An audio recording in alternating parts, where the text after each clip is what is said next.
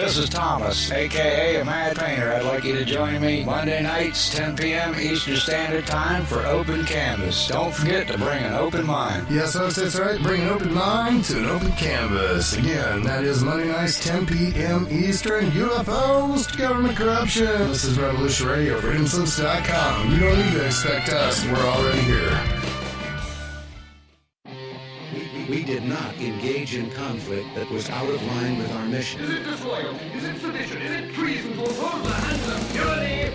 Never! I will never send troops anywhere on a mission of that kind without telling them that if somebody shoots at them, they can darn well shoot back. And no, of course, others may think. But as for me, give me liberty! Oh, give me death! A dark cloud is finally lifting across the world as U.S. military intelligence and their global partners are destroying the deep state criminal power structure that has ruled over our planet for hundreds of years. We are free with the God-given right, and we shall not yield that right to any power on earth. Hi, I'm Scott McKay. The world is at, and I am your host on The Tipping Point on Revolution Radio, where every Monday from 8 to 10 p.m. Eastern, we bring you the latest in this ensuing takedown of this global criminal empire. That's an image of strength. You'll get the raw hard truth here on The Tipping Point. So come join us Mondays, 8 to 10 p.m. Eastern in Studio B at revolution.radio.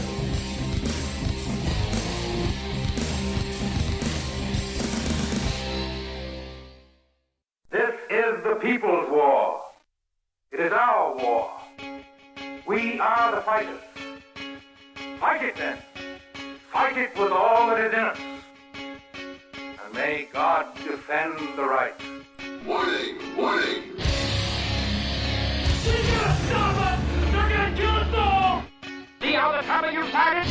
Be they the government, be they industry, be they organized labor, be they anyone, or human beings. Time when the operation of the machine becomes so odious, makes you so sick at heart that you can't take part. You can't even passively take part. And you've got to put your bodies upon the gears and upon the wheels, upon the levers, upon all the apparatus, and you've got to make it stop. And you've got to indicate to the people who run it, to the people who own it, that unless you're free, the machine will be prevented from working at all. Revolution Radio at freedomslips.com, the #1 listener-supported talk radio station, throwing ourselves upon the gears of the machine. Revolution Radio, where information never sleeps.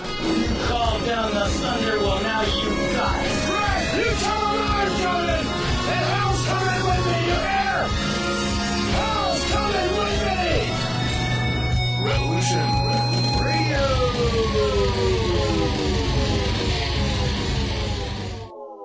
Adapt 20 Ice Age Conversations covers change in our climate due to a new and intensifying grand solar minimum. In the media, overlooking, downplaying, or burying cold weather changes occurring on our planet. This is in order to keep the global warming agenda steaming full speed ahead. I do this podcast and radio program because we need to begin conversations on how to adapt our food growing strategies long before 2030 as agricultural zones shift, affecting global crop output, but very few mainstream media outlets are talking about the most important issue of our time, cold weather crop losses. Our sun is going through a 400-year cycle, which has effects on our weather patterns as our magnetosphere weakens and the jet streams go out of flow. It's not CO2, it's not you, it's the sun. Are you ready to thrive in the grand solar minimum? Then join me for mini Ice Age Conversations. I'm your host, David Dubine, creator of the Adapt 2030 Mini Ice Age 2015 to 2035 video series. And I do welcome you this evening, this morning, or this afternoon, wherever you reside on this beautiful blue planet. Petro Bitcoin is how I'm going to start this. This is such a game changer here. Russia to accept Bitcoin as payment for energy exports. Now termed, quote unquote, Petro Bitcoin. Anybody with even the smallest amount of crypto, you're so stoked that you held on to this because I think this is going to be the run here. That's going to take it all higher because a rising tide raises all boats. I don't know. We'll see how it goes. Ransom, what's going on the planet, man? I'm hoping you're feeling better. And the world is definitely twisting. It's twisting in almost hypersonic speed right now. It's pretty interesting. You and I have been observing quite a few things for years and years and years, but it just seems like it's sped up, and I can't explain it to you. Other than time is actually moving faster now. Maybe we should start with that. I mean, really, time is moving faster, it appears to most, including myself. So how do you think somebody who doesn't understand that concept is reacting to this speed change of perception and reality? Ransom Godwin, 420 TV Freedomist Films, welcome. Hey, how's it going? I don't know if I'm coming in good. I'm getting a little garbled sound from you, so maybe there's a bad connection. But yeah, I was reading this this article you sent me. I'm showing everybody right now about the selective service systems tweaks in the event of a military draft. And do you remember a couple years ago when they were, trying to change it over where women could be drafted? And I do remember that. Did they not? That was several years back. Yeah. Was that a thing that got passed, or was it just were they trying to? Because think about that. That coincides with everything that's going on right now, and I've been diving into World War I and World War II, and it's like a carbon copy almost, really, the moves. Oh, isn't it though? Right, yes, now. It's so exact. All you have to do is change the names. Even the cities stay the same, and the areas of the world stay the same. It's really bizarre.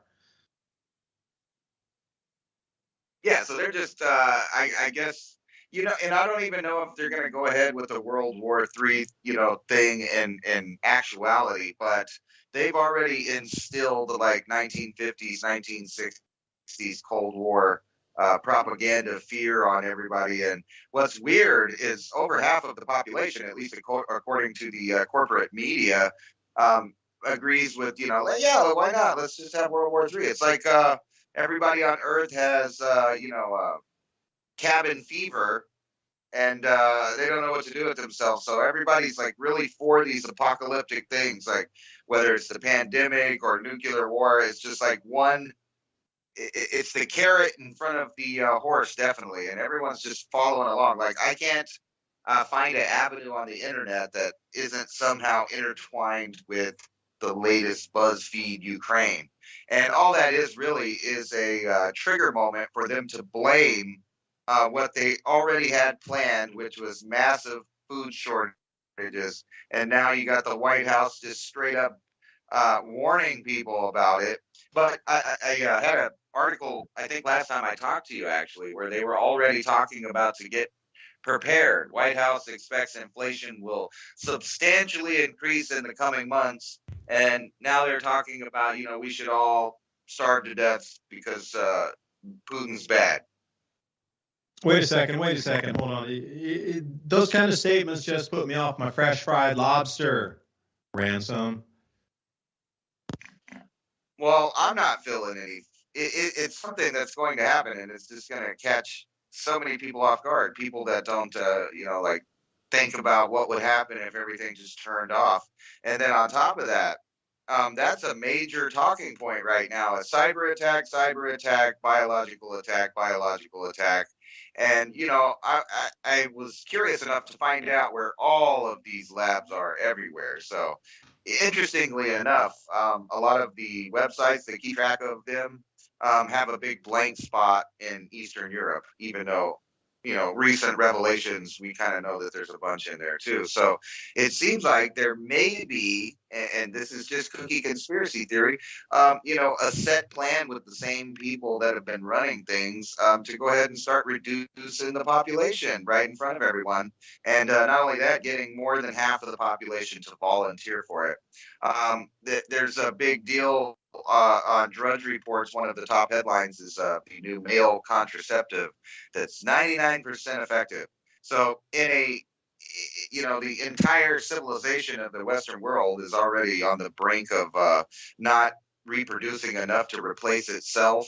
And now with all these infertility problems with women and men, now you have, you know, volunteers. They're just everybody's volunteering to call it quits. Might as well have a nuke war, and maybe that'll help with the food shortages that are you know being broadcast also as another major propaganda thing. The only thing I think with this propaganda thing is the rest of it's the falsity, and the food shortages is the only real, you know, real down to earth thing that people are going to start feeling all over the world. And actually, I've been reading article after article already. The Middle East is supposedly suffering.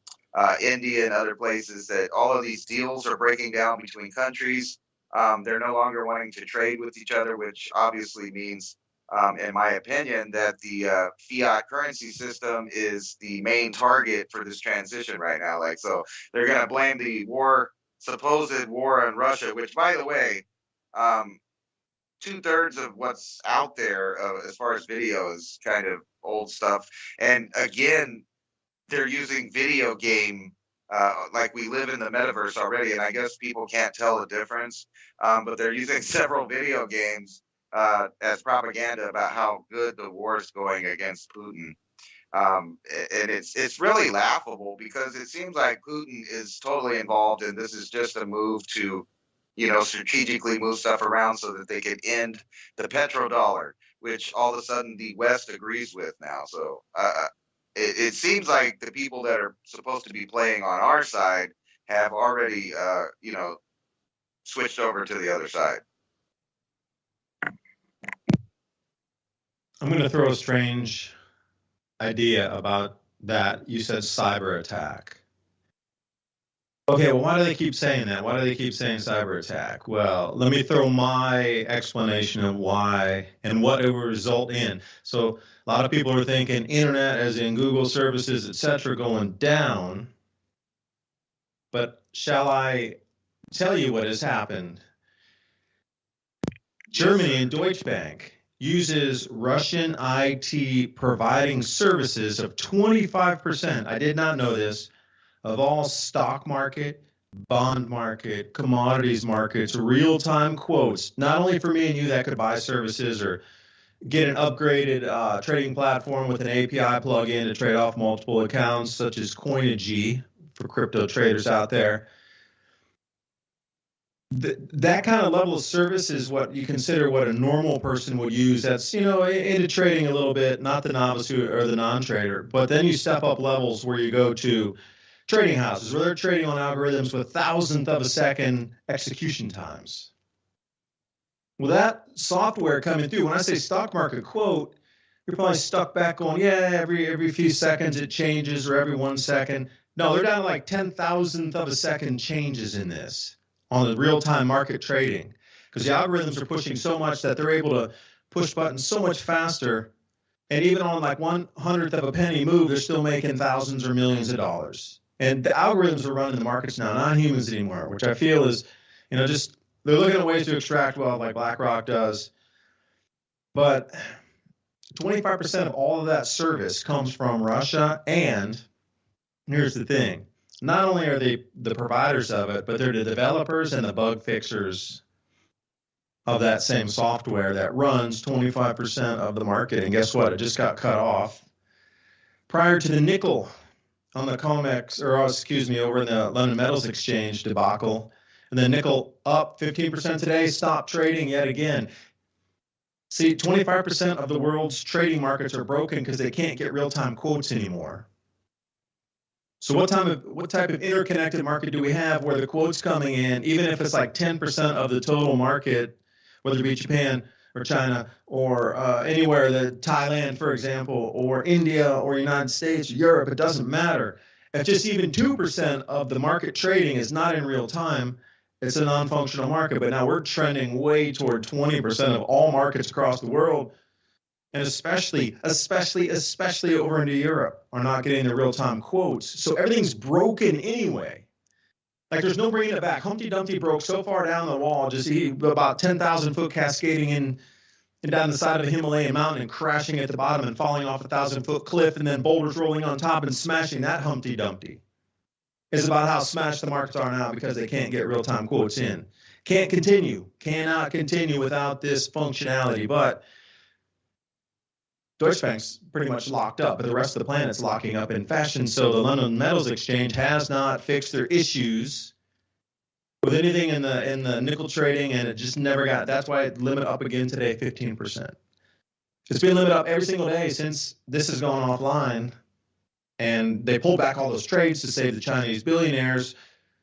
So now you even understand the markets themselves can pull back trades if you get a gain, but the big boys don't. If the Chinese billionaires are getting wiped out, they're going to reverse you, Ransom, and my's trades because we would have gained on that, and then they put it over into the billionaire side. And this awareness is already here, along with the market-making breakdown, and now the trust of anything can be reversed if it's causing too much duress to an elitist that's a billionaire. Really, in real time, they're reversing trades because the billionaire is losing too much money, and now your gain is back to a zero. This is what's happened in these last 2 weeks.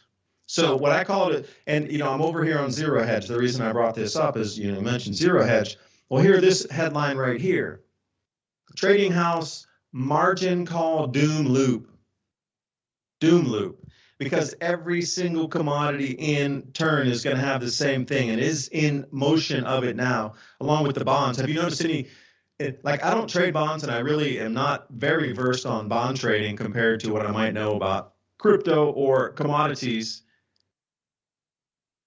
But the bond prices and the bond percentages have just been going completely ape, never seen before kind of movements. It's all related to what you're seeing with the breakdowns here. So would it not be prudent to call or create a cyber attack because the markets can't work anymore anyway?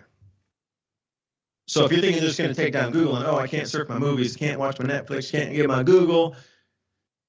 Well, how about they are taking down the entire financial system because it already can't continue functioning because the 25% of that whole IT comes from Russia that's been cut off. So you see about the rest of the world, it just can't function without that software at the speed it's moving now. So what do? You have choice A or B. Choice B is completely collapse it because it's not functional. Choice A is telling everybody it's not functional and trying to get them to agree to stop it and kind of fix it, but everybody will see what they did with the billionaires, switching the trades back on the positive side. It's just that the confidence is completely lost. I mean, completely lost. So there's no way. I just don't know what's going to happen. But cyber attack makes sense for me to cover that. Yeah, it kind of fits right into their plan, and they already have the boogeyman set up, so they're already kind of predicting programming.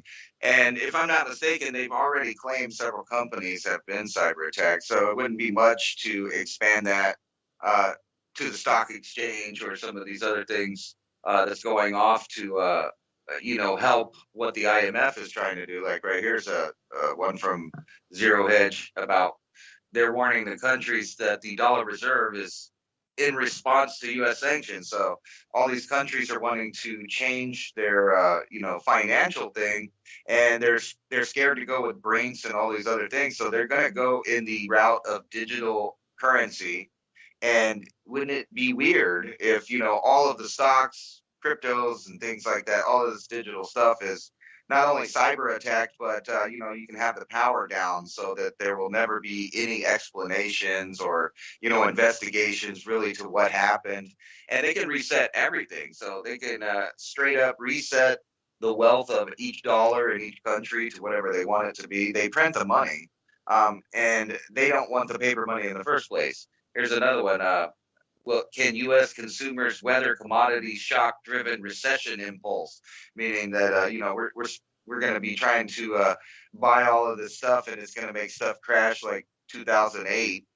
But that was nothing. And I know a lot of people are old enough to remember, and I'm not old enough to remember it, but I saw a lot of video footage of it, and I remember my dad talking about it when I was little, about how bad the gas prices got, and then it's full circle when I'm an adult, where the gas prices are crazy. So they're trying to shut down any bit of industry or internal trading that might be going on around the government.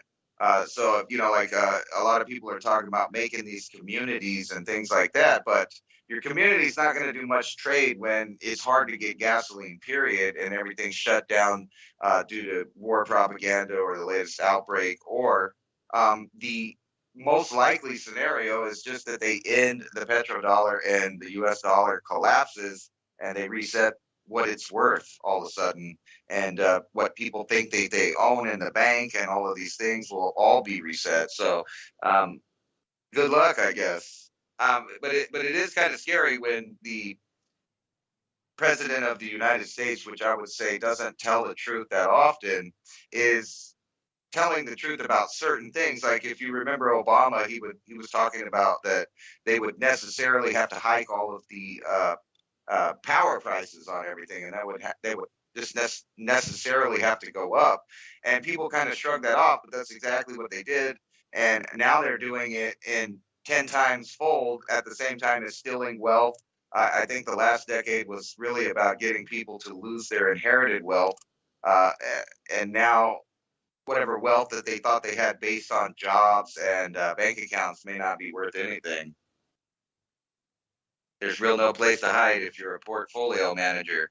Just like you said, you can just go down the different avenues of making money, and all that they're saying is doom and gloom and hide your money. So it makes me think that they are about to totally reset, and it makes sense. Just like Klaus Schwab said, it's the great narrative. They gave us a narrative, and people believe it, and they'll do whatever the kind of trends tell them to do. I hope people are just, going around the system and setting up things they know they don't need other people to help them do. That's what I'm doing. I spent all day out trying to plot out this next year of growing and figuring out what I could do to save money, save water, and see if I can, flourish when others are, having financial problems. And I think, not to be condescending, but I feel sorry for a lot of people that don't know how to do construction. They don't know how to do their own automotive work. They don't know what to do with food, so I've spent my life messing around with each kind of thing, and now I feel pretty confident that no matter what happens, I'm okay with at least my tools and my seeds and what I got going on. Well, it sounds like you had a fun day then. That sounds really fun, getting out on the land and, just allowing your mind to run wild with possibilities of what you can grow there, what you can do there. Put the colored fruits over there, put the yellow tomatoes over there, the orange peppers over here, the purple peppers over there, the blooming flower medicines, echinacea over there, cover hills. You can do anything. Like, what do you really want to eat? Because there's massive, I'm looking at some stuff here, lettuce shortages in California, but that is so easy to grow yourself. Like, there should be no lettuce shortage anywhere. That is one of the easiest things to grow, lettuce. Oh my gosh. And so many types too, for arugula, romaine, whatever. A lot of the leafier green lettuces, some of the kind of those purples that are in there, I don't know the name of every single lettuce, but there's quite a few they're very supple and easy to grow as long as you keep them moist and out of the direct sunlight and keep them warm enough. You can trim those leaves and continue to get a yield off of it. You don't need to pull the whole plant. Just a couple, if you have 25, 30 plants going, just trim 1 or 2 leaves off of each plant. Work down the rows. Then you got your spinach, your Malabar spinach. Anybody doing morning glory this year? So leafy greens should be the least of our worries, but I can't believe how easy it is to grow leafy greens that there is a leafy green shortage right now, especially from California. Are people so stuck into the system and plugged in that they don't know that they can grow their own lettuce? And even just a tray on microgreens? Or bringing tiny little seeds up in the first week and a half of growth so they start that small plant and then you cut it and you eat it as a leaf salad itself? Like, where is the education in this? So I can't believe that we're coming into food shortages when there's so many easy things to get micronutrients and fresh greens into everybody's body in the country. Doing it yourself with like 15 minutes of work in the entire process of putting the soil in the tray, laying your seeds down there, spraying it, covering it until they sprout, and then, as they're growing in the first couple of weeks, make sure you keep them watered at the base if you can. Keep them ventilated, keep a fan on it. You got to press play, you got to turn on the fan, and you have to watch them with the water. And it's really that easy. And you can grow your own salads anywhere you want. You can do multiple trays at a time with no sunlight. Because when a seed's underground trying to grow, it doesn't need light. It's going through the soil to try to get to the light. So those first 7 to 10 days, seeds grow without light to begin with, but they flourish better on the probably 7th day if you start giving them some light, whether it be grow lights in your house or actually taking them out into visit the spring sunlight.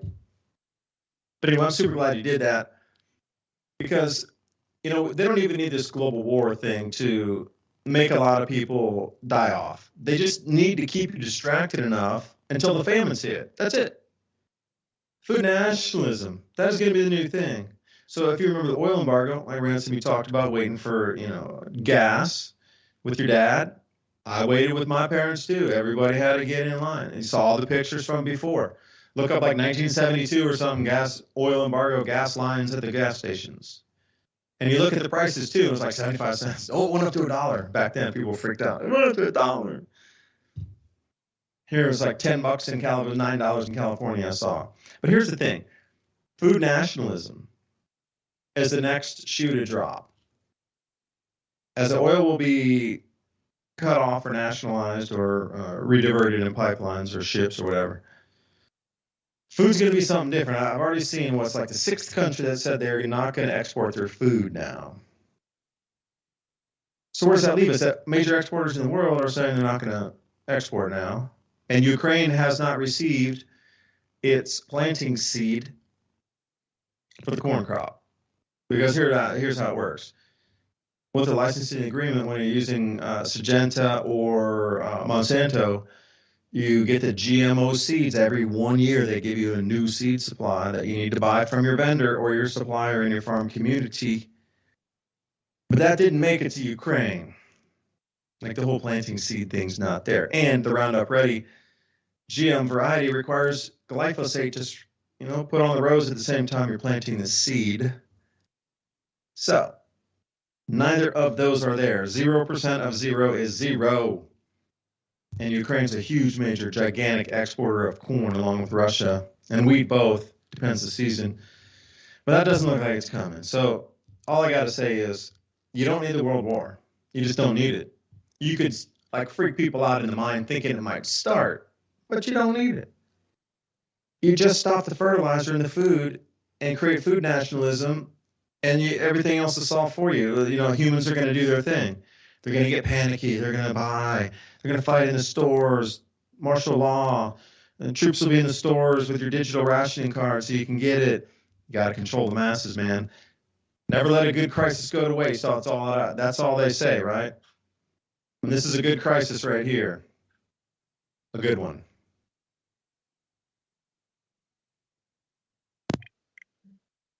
You're really right about the greens thing. Sometime last year, I started just throwing, potato cuts and onions and just different stuff that came from the supermarket that was organic stuff. And I'm sure that it was full of glyphosate and all that stuff. Even being organic coming from the supermarket, just being around all the other fruit and through the transit and being through the same supply chain distribution, they put it through the same factories and all that. So it still picks up an amount of poison, even if it's organic. But we would save all of that, and I've been doing it right now. Like all your romaine lettuces and stuff like that, you just leave a couple inches at the bottom and put it in some water, and then a couple days later, I've been putting it outside. And mind you, this is during cold weather, like freezing temperatures and snow. I've been putting it outside under these little plastic storage bins that you get from Walmart. Some of them are clear, some of them are colored or whatever, but they all seem to work pretty good.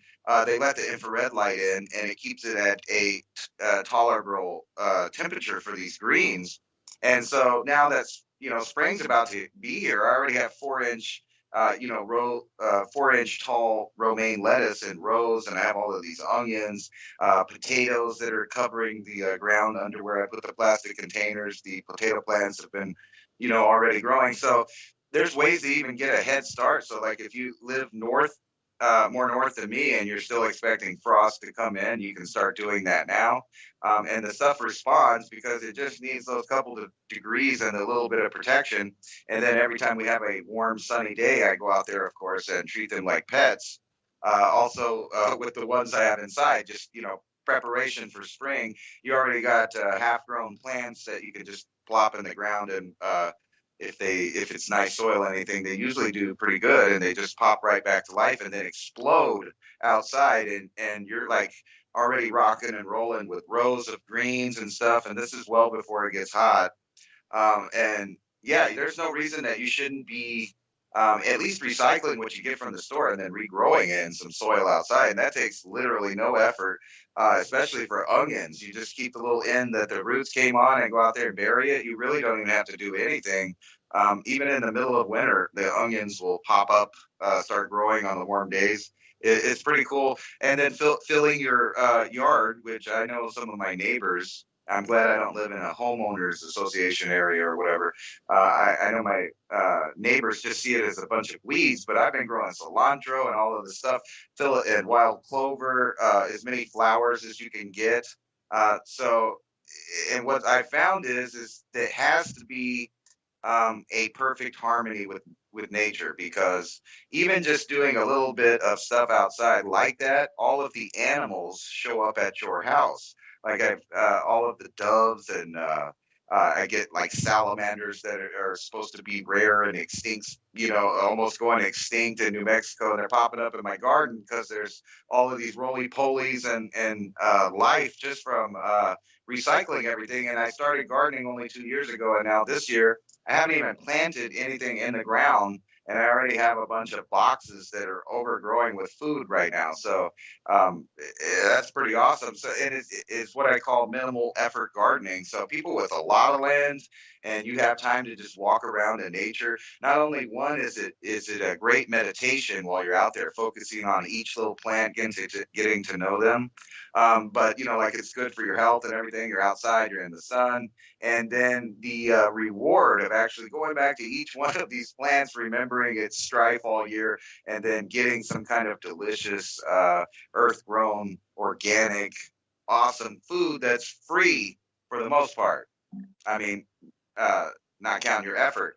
And that is exactly the kind of lifestyle, if you kind of read back in history, that started and made every great civilization flourish. And then it turned to the dark side, the war side, kind of like what we're doing right now for a reset to cull everybody. And I mean, if you don't see that that's happening right now through so many different avenues, it's like a well-oiled machine. We're being attacked, like from so many different angles. Mental propaganda, poisoning of the water, the food. You got the pharma coming from all kinds of different ends. Like with pills and shots, and it never ends. And then you look into like even what you're wearing is contaminated with all of these toxins. And it's, I don't think, an accident that most of these products have been coming from China for the last 20 years. It's a very smart strategy to throw carcinogens on accident every so often in stuff. And we've kind of seen that in the news. They had the baby food thing. And what, me analyzing what's going on, I feel like that there were some traitors in our government. I don't know how far back, but it's been happening for at least decades. And they slowly incrementalized switching to the other side of politics, which is not on the independent freedom side, but on the world governance side. And they're selling us out right now because they've weaseled their way into every little position possible in our form of governments in the Western world. You're getting, both ends of it. People are getting cancer out the wazoo, and that's probably large in part simply from not eating these fresh greens and vegetables that you could grow yourself. So from that end all the way to the other end, they're just being attacked and attacked. It's a very toxic world. And you notice that the lefties or the Greenpeace type of people or any of that stuff that are trying to save the environment from carbon pollution never talk about the genetic and chemical pollution and the actual deforestation of our planet, because that would really wake you up about what's going on. We don't have a problem with carbon dioxide, obviously, that's plant food. However, we do have a problem with, clear cutting forest and dumping pollution wherever they can. Everything from, like fluoride in the water. Those companies that work with that fluorosilicic acid, or if I pronounced it right, they're not allowed to just go dump that stuff in a lake. So, it goes to your municipality. So you could pay for doing it to yourself. How about that? Sludge is good for you. Come on, man. Sludge is good for you.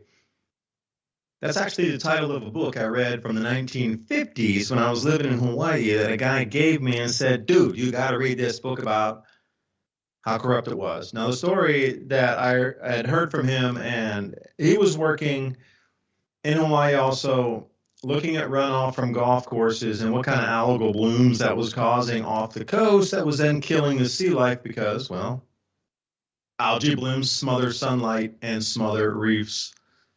So he was out doing that, and then he got threatened off the island and whatnot, and I totally understood what he was talking about.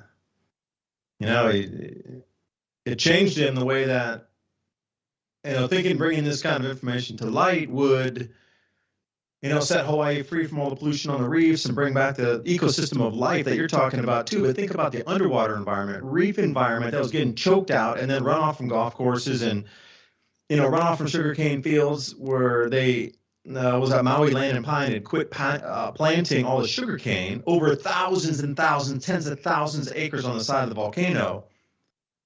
But before, it was totally green when they were in operation. They had every square inch covered. Man, there was no erosion. Days were amazingly clear, like unbelievable clear days. And then they stopped planting. And the entire of those same tens of thousands of acres were unplanted and turned into a giant dust storm every time the winds would blow. But this guy, with the same thing with the runoff, like, dude, you can't just stop planting on the thing. Look at the erosion and all that, and running in the water too and choking reefs. But back to the golf course, you would have thought by bringing the awareness of how much pollution golf courses were pushing into the oceans, killing the marine life, that would have been like a wow, okay, you guys got to maybe use some natural fertilizers or something. You can't be just, dissing the sea life everywhere. These golf courses were just dead zones everywhere around them. Okay, you thought that'd be happy news, right? But no, it affected the economy too much, even to the point where the politicians were against the information coming out. You have to out of the side of their mouth, like, oh, green agenda, we're a green company, blah, blah, blah, right? This whole green thing with the companies, yet how many millions of, way more than millions, about hundreds of millions of tons of plastics are floating in the oceans, decomposing around. Oh, but they're so green at Coca-Cola. They're so green at Pepsi, but they polluted all. Wait a minute, what about the oceans with all the plastics, dude? Oh, no, we're green. Look at the flags. But that was one of my first big wake-up calls into the environment and the environmental thing. And The Sludge is Good for You is one of the books that he recommended that I read after he was telling me his story about having so much problem bringing that information out from the pollution from the golf courses in Hawaii. So reading that book, Sludge is Good for You, oh my gosh, I still never will touch tap water drinking that stuff ever again, ever. And that was from a book from the 1950s. My gosh, how much worse has it gotten? I don't know, but that book from the 50s, Sludge is Good. It's got a crazy cover on there, like Happy Family, 3 Mile Island, Love Canal, all wrapped into. You got to drink it because it's good for you. Government loves you, man. Government loves us all. Yeah, they love us all. It's good for you and me. They always used to tell everybody everything bad was good. From smoking to the mosquito, killer. They're spraying all over. my favorite breakfast drink. I I sent you this article over, and I wanted to get your opinion on that. Speaking of the green agenda, and the title of it is from The Intercept. The title of it is Biden administration drafting order to invoke Defense Production Act for green energy storage technology. Now, that doesn't really sound that bad, but it kind of sounds to me like he's invoking a military control uh, of, to force you to green. That makes no sense. yeah, that's like right on its face, to invoke Defense Production Act for green energy storage. So right away, that sounds like they're going to be using the Defense Department to enforce green rules on you where you can't use energy. But you get into the article and it talks about how Defense Production Act is going to be used to ramp up mineral production for electric car batteries. Now, what are we really talking about? Are we talking about drones? Are we talking about stuff like that? Because as you remember, in World War II, they converted a lot of factories, not only here, but in Germany, over to military production factories. And actually, if you look into the Cold War, there were a lot of people here financing like ready-built pop-up structures and things like that, so they could build stuff in Russia in the same, this whole same thing where they took over manufacturing, so that Russia could produce, motors and different stuff that we sold them, so that the Cold War could really, amp up. And I kind of see that right here. But I also hear in there, when we're talking about ramping up mineral production, is where are we going to get it? And are we talking about rare earth elements, in which case that's obviously a direct, headbutting with China. So things are getting really spooky with the people that are in control of stuff. If you notice, they get everybody, so distracted with war that behind the scenes they're coming up with all these new acts and bills to give themselves more power and to change over our whole society. So what do you think about this whole? I mean, literally changing over what was supposed to be just a lobby kind of sector, trying to get government to change over, is now being talked about in a Defense Production Act. I mean, just the name of it, for God's sakes. Well, that's fascism at its highest. Because at that point, you and me, the citizens, will be forced to buy a green product. We'll be forced. There'll be no other way around. Okay, we're going to remove everything and have to use this green product. Okay, that's bad enough as it is, because they're going to take away things that you already own outright with no debt on them and replace them with things you need to get debt to get again. You think those solar panels are going to be free? Of course not. What if you already have your home paid for and your oil heaters paid for and you get your gas and your gas lines are in there and it's all paid for? You don't even need, all you have to do is pay property tax and you're free and clear. Well, no, you got to have 100 solar panels on your property now. That's $60,000. That's bad enough in itself. They're going to be forced to buy the product. But what it brings it into fascism here is the government's going to use that War Powers Act to then choose the industry players and the companies that are chosen to manufacture all of that. And the mining companies as well. Do you think they're going to be just randomly David and Ransom's mining company mining rare earth minerals with our political affiliations and non-belief in systems? And I should say non-political affiliations, or I should say more belief of how the system is rigged against. But they just come, okay, well, yeah, David Ransom, you can sell your rare earth minerals into our no. It's coming right down to, you're a stock market listed company. Only there will be no medium-sized or small mines out there. It will be only under corporate control. And those inputs chosen by the government under that same act will be funneled to the companies and manufacturers and factories chosen by the government also under that same act. And then they'll charge you whatever they want to force you to buy that. And see, the whole way along, from who's chosen to do the mining, who's chosen to do the manufacturing. You think that's going to be a random choice? Of course, that's going to be a pay-to-play the entire way down. Government controls industry was the way, but now it's industry controlling government. Do you think they did that War Powers Act just because they did? No way. You got to look at it as if I could make trillions, not billions anymore, trillions of dollars off the conversion of anything fossil fuel to green forced under the government, compliance to the citizens. I want to be in the middle too, man. That's a manufacturing trillion-dollar gold mine, literally, between government mandate and you, the citizen. Trillions in the middle there. And what's that going to do for you or me? It's going to impoverish people again. If you're free and clear of debt, what are they going to do? Run up a 20, 30% interest rate on 50%, 100% interest rate on getting, if you don't pay it off in the first year, it's going to be double next year. Oh, wait, you know what I mean? Once they try to convert this over, they're going to get everybody with debt again. Probably under the new system after this financial collapse, somebody will, set up a new system with a new dollar or whatever it's going to be called, new valuation system, 1=1, to get you to buy this green product forced under the War Powers Act. I don't know. Maybe that's a little outlandish. Maybe I'm thinking too much. I don't know. No way.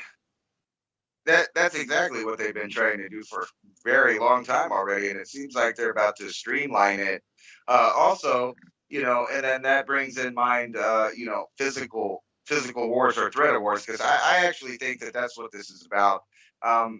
They couldn't figure out, they meaning whoever is really running the global establishment, could not figure out which way they wanted to go. I think the pandemic kind of started flopping earlier than they planned it to. So they give us this new scenario, which is really a rerun.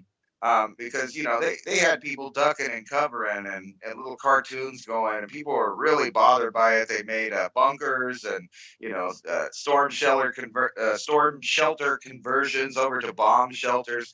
People were really focused on that for a long time. And my dad used to tell me it was all nonsense. It was just a tool to keep you from thinking or worrying about anything important. And I believe that is true, exactly. And I'm looking at article after article talking about how they can control the schooling and the colleges and the internet connection by kind of hijacking your identity and already having a persona of you in the metaverse, and that people will live their lives in the metaverse according to Mark Zuckerberg of the Meta Corporation, the metaverse, which it's funny that they rename their company that just in time for the metaverse, which actually doesn't mean that it belongs to that company. They're talking about the whole new internet reset, which is a total immersion into a virtual reality system, nothing like what me and you are doing now. And they've actually been practicing this technology alongside of regular internet using Wi-Fi and things. So the computer and your lights, your little LED lights that were super green, actually have chips in them that produce a flicker rate along with your television, your tablet, your droid, and they're sending whatever that is at you. But they practice this stuff with primates, and they know just the right tones and frequencies to kind of melt you down. If you remember, they kind of got caught. What was it, the late '90s? They got caught, I think, with one of their programs. In my opinion, that's just my opinion. But they had the whole Pokemon thing where millions of kids were watching that. And for some reason, like hundreds of kids just, had all of a sudden epileptic seizures. And now I'm reading, articles by people at TED Talks and watching TED Talks about how the human being is now completely hackable, meaning that they have softwares. They have genetic gene editing softwares all the way to actual like light viruses that they can attack you with. They're claiming that they already have essentially summed up everyone into the system, and they don't even know it yet. Now, whether that's true or not, I don't know. But that's what the technocrats are preaching now. And usually when they start doing that, they start unfolding their program quite rapidly. And they have these little games. I'm sure you saw the what was it called? The Bill and Melinda Gates through there. I forget the name of it. I made a parody of it, actually. The little conference they had in 2019 that told us we were all going to, they practiced the whole thing with a coronavirus, and they even talked about the connection between AIDS and the drugs needed for both of them would be similar, and all these weird things. I forget what was that called there? That big O. It's totally fake though, even though it really just happened right afterwards. Here, I know The somebody in the computer chat. exercise. No, What they was hired gamed out actors. exercise? Yeah, they hired actors. They hired fake. Pandemic. The whole thing. It was like a pre-show. You know, like when you watch. Event 201's the real name for it. That's right. That's But they right. gamed it all out. So, when they gamed it all out, it turned into the pandemic after that. I mean, really, if you go back, I'll tell you, it's a 6-part video series. And it goes through each part from initial hospital overruns to, getting the medical industry on board to controlling the narrative in the media on how to, control it. And then there were supply chain issues involved with it. Like, they gamed it all out. Way before any of these things that we saw. And we saw them come to life in real life right then, exactly how they gamed it out. That's crazy. That's why they call it a pandemic. Do you wonder if they have other events like that, like, say, nuclear war with Fallout and what they'll do with that? And we just didn't get those videos because they didn't put that public. So, I wonder if they went through all of that trouble to hire actors to play like their government officials and people to pretend like they're specialists in different fields. I mean, the whole thing was wacky. It really looked like I had this program that I used for my son when he was homeschooling when he was littler, and they played these little movies like that where a fake doctor would tell him what chemistry's about or DNA or whatever, and it looked exactly like one of those. Like they hired the same company and that we're all children, so they, and then they put that out there for everybody to watch, and nobody really thought it was a big deal until afterwards, of course. But don't you wonder if they have these same things for whichever scenario that they're wanting to play out?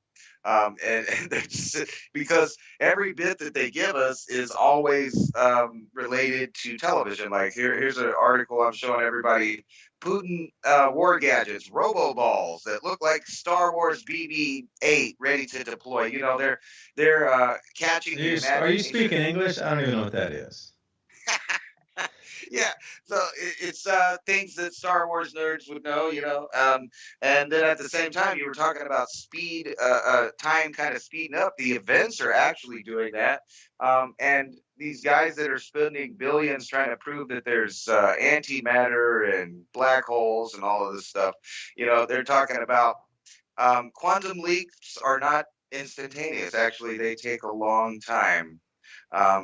Just some, physics. So we're kind of in that little portion that's going to be a long haul, but yet time feels like it's just rolling along real fast.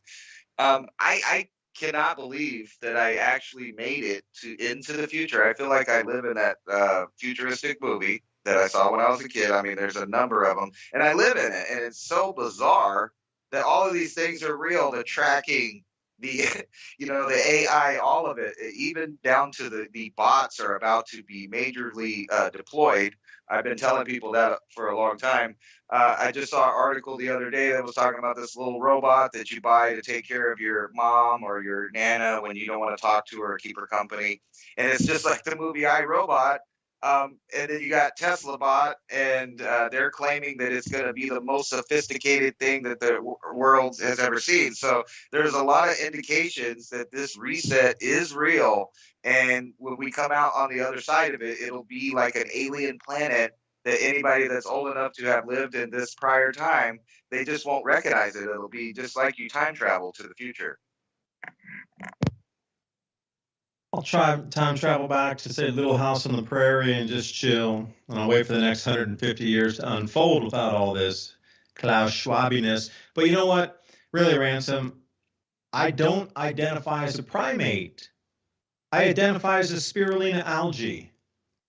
So for me, I want to know what type of environmental grant I can get to feed myself and study myself, because I identify as spirulina algae.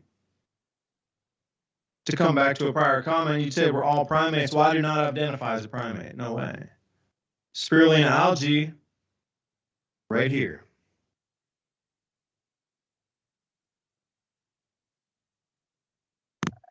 Yeah, you might get a discount for being green, though. I mean, that could be the way to go, right? You can claim that you're anything that you want to be. Get hired by the Defense Department to help with their new green initiative.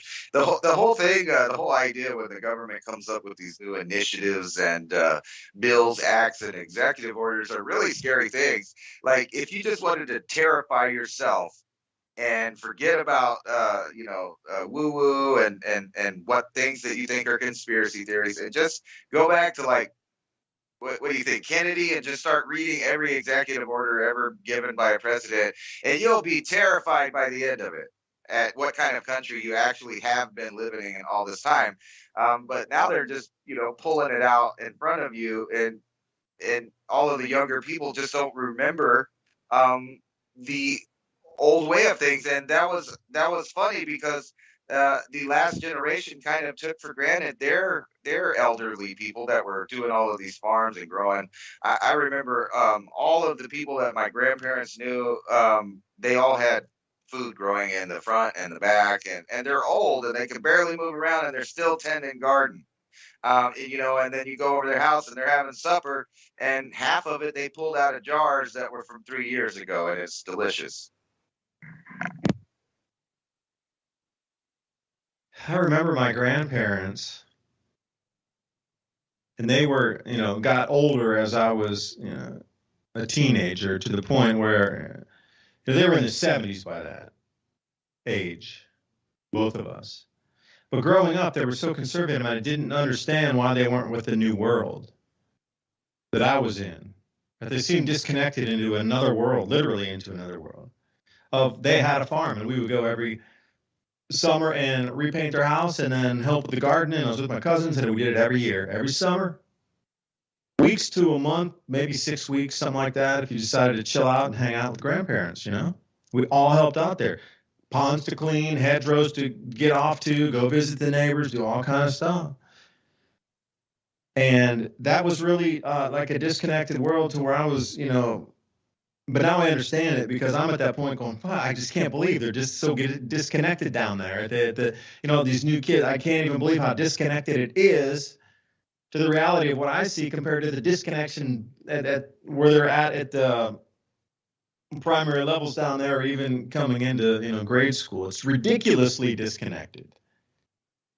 But I look and I see the exact same thing. Now I understood it in like the last 2 weeks. For some reason I never saw it, but now I understand what my grandparents were seeing too. That transition point where we were becoming freaks as younger kids, because they're like, you're completely disconnected from like what happened in World War II and the whole banking crisis and the collapse and all that stuff and the depression. And everybody lived through that. Everybody had lived. Everybody knew that depression. Man, they saved everything. So at that point, when they saw, reckless spending, or kids being idiots, no responsibilities, no chores, you're not up at 4 milking cows or 5, whatever, they were just like, you guys are lazy and unbelievable, because you have, and I can see, I saw what they saw in these last 2 weeks about, trying to grow your own food, and people down there in the metaverse, man. It's unbelievable, the disconnect here. Really, the disconnect. Of preparing to grow your own food, because we're coming into a famine on the planet, and you got a bunch of people down in the younger generation that's stuck there on this thing around their head, and what the whole wearable tech, man. I was like, it's really, the two worlds have split again here, is what I'm seeing. Right in front of me in real time. Yeah, did you see all those guys trying to make the garden out there in Oregon? All the people that took the little spot, it was really funny. They did, but they put plastic under the roots and then cover that with mulch. Clover will grow in that, no problem.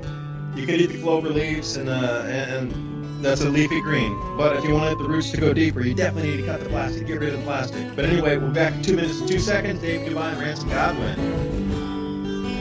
420 TV Freedom Snow. Talk garden when we get back. Let's talk about some gardening. Revolution Radio at freedomslips.com. We'll be right back after this message.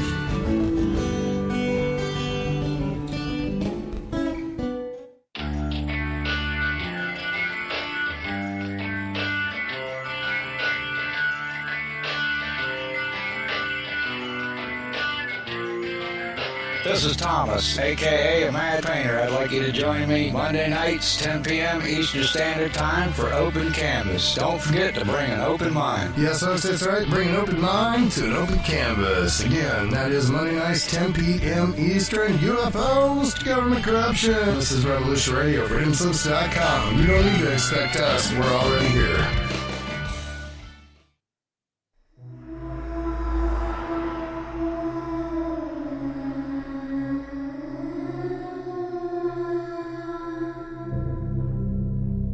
Are you interested in the paranormal? Murder mystery? Real natural law? You enjoy interviews with amazing guests? Then join Crip Rick every Monday night, 6 p.m. Eastern Standard Time, right here on Revolution Radio. Studio A, freedomslips.com. Crip Rick's Hyper Thinking. Welcome to the Crypt.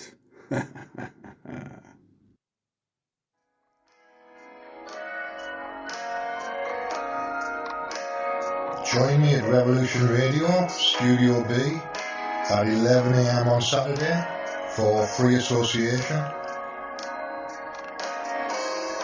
where we take a look at philosophy, spirituality, psychology,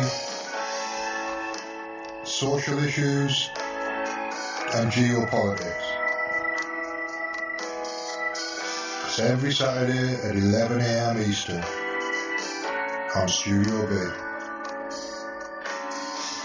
at freedomslips.com.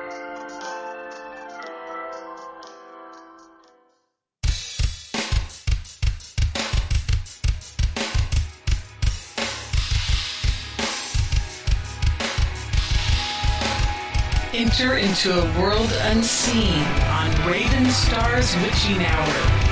You will encounter eclectic topics from the realm of spirit brought into our matrix of truth.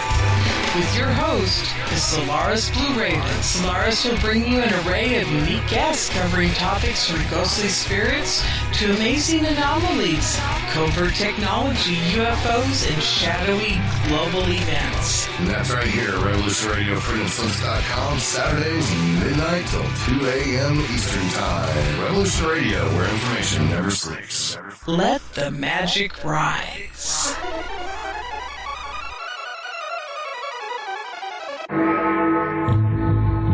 Galactic Interstellar Council on Revolution Radio, Studio A, Fridays at 2 p.m. Eastern. Join us as we traverse the starseed paradigm, as expressed in the time-space continuum that we know as the divine expression of love and light, integrating this conscious unity into the galactic paradigm. So welcome all, both terrestrial beings and galactic beings as one. So be it. You're listening to Revolution Radio.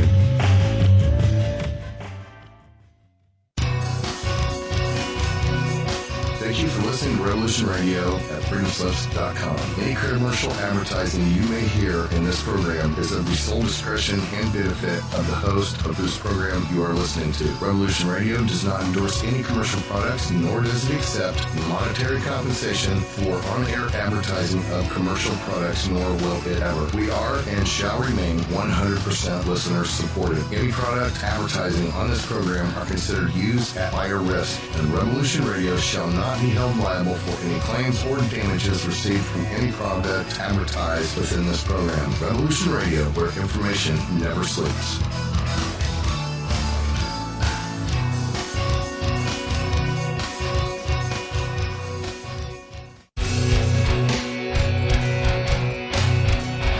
All right, thanks for listening while we take that short break here at Revolution Radio, freedomslips.com. And yeah, we're going to get back to your host.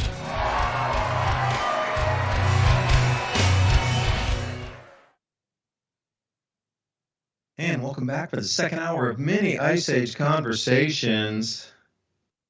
I'm joined tonight, Ransom Godwin, 420 TV Freedomist Films.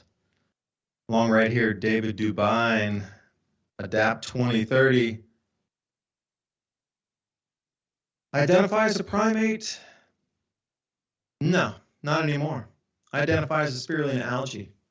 And I'm wondering what type of environmental grant I will get to study myself if I identify as a spirulina algae. Not as a primate. That's why I appreciate freedomslips.com, Revolution Radio, for allowing me free speech just like this. I don't know if that would pass on any type of social platform anymore to say I don't identify as a primate, I identify as spirulina algae, and if that would get me flagged for some kind of weird content violation. So if you support free speech, please support Revolution Radio, freedomslips.com. Donate tab. You got PayPal? Awesome. Crypto? Better. As we're moving into a new crypto world, post-dollar. And, you know, what does post-dollar world mean to us? Well, it means your money's not going to buy as much, so you're going to have to be more self-sufficient. And, you know, Ransom and I, before the break, we're talking about some gardening techniques and whatnot, and, you know, I'm gonna put words in Ransom's mouth, and he was saying, you know, during the what was happening in Seattle when they started a garden in that zone, I forget the name of the zone, they were growing things like marigolds and houseplants and things that were non-edibles, but it was an attempt to grow a garden, and it was an attempt to show self-sufficiency, but there was plastic under the wood chips or the mulch that they were using. Now, see, before the break, I was saying you could still grow clover on that mulch layer because the roots would reach deep enough down, and then clover in itself, if you're growing enough clover, that is a leafy green. You know, you can eat clover leaves. They taste a little citrusy, though. But still, micronutrients, vitamins, minerals, all these things in clover leaves, incredibly heavy. Dandelions as well.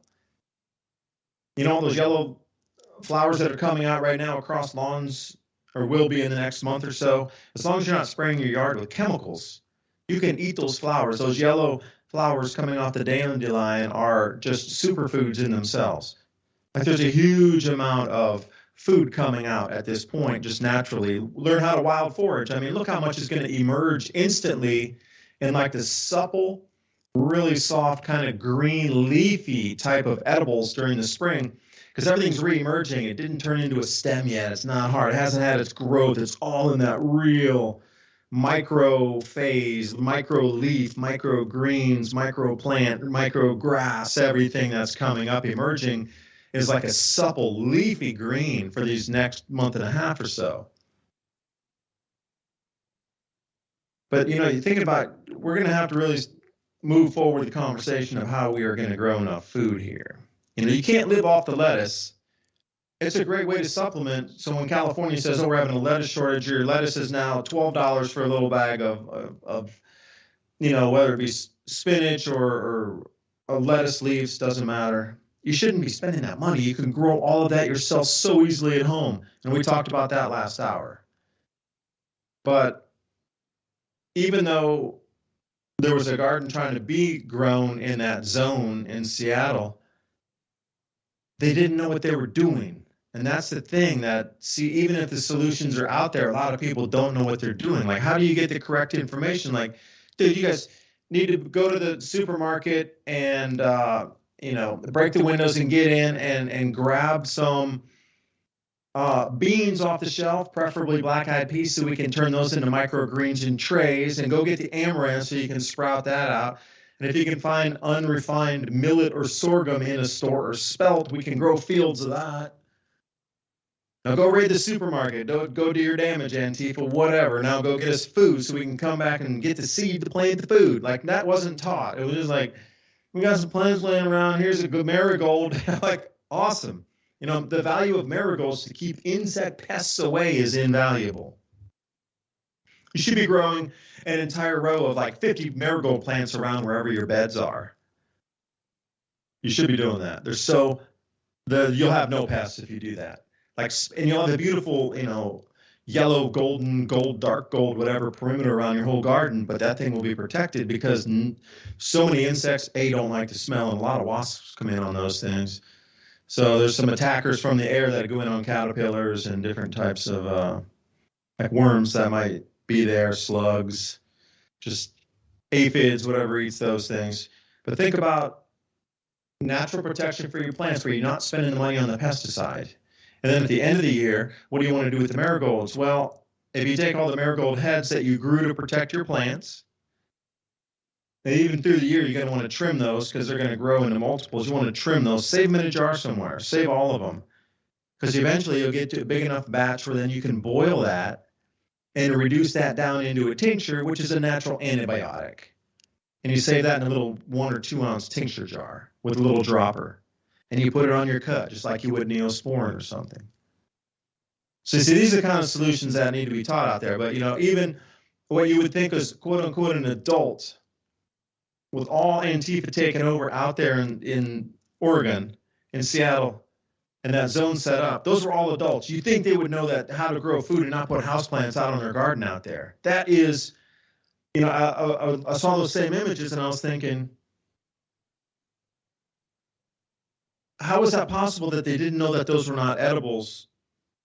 And how do they, I'm looking at them at just the most rudimentary gardening techniques. If you put plastic under all of your, what was mulch or topsoil, whatever they had there, and then you plant it into that, like the roots won't go through the plastic. And I was thinking, is that even possible that they would put that out? I just, I'm still baffled by that.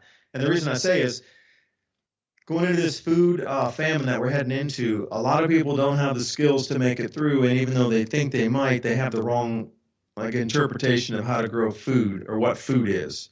I think we're going to lose the plot here because we're going to have to put every single possible grandparent or trick or whatever. Grandparents always had the best sayings for knowing how the weather's going to move, or they had the idea on how to store things, store seeds, can stuff, jar stuff up, dehydrate things, whatever.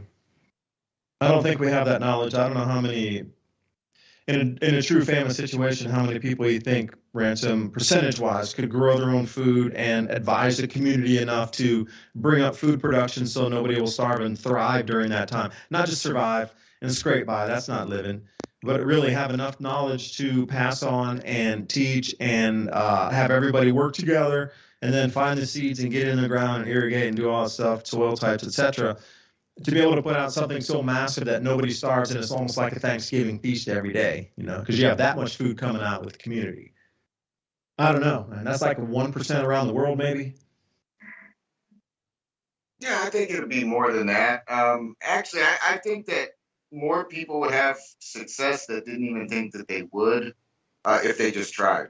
Because I have to admit, I knew nothing about it other than growing a certain kind of plant in the past. Like, I've only ever grew one plant, right? So gardening was a totally new experience for me. And then I started growing, right away. And I failed at a lot of stuff I tried to do. And then the next year I failed at other stuff. But I'm pretty confident this year that even with those 2 years with failures, I had bumper amounts of food with very little effort. So I think if one person teaches another person how to do it, and then that person also does it, it wouldn't take that long. And it's really funny that you were talking about the flowers, because that's literally one of the things I did today. I went around and gathered up all of the old flowers from last year that I had that I planted everywhere, which was kind of like the first time introducing all these new different kind of flowers. I had a bunch of hollyhocks, but I have all these new flowers, including marigolds and all of these other things that people have been sending me seeds,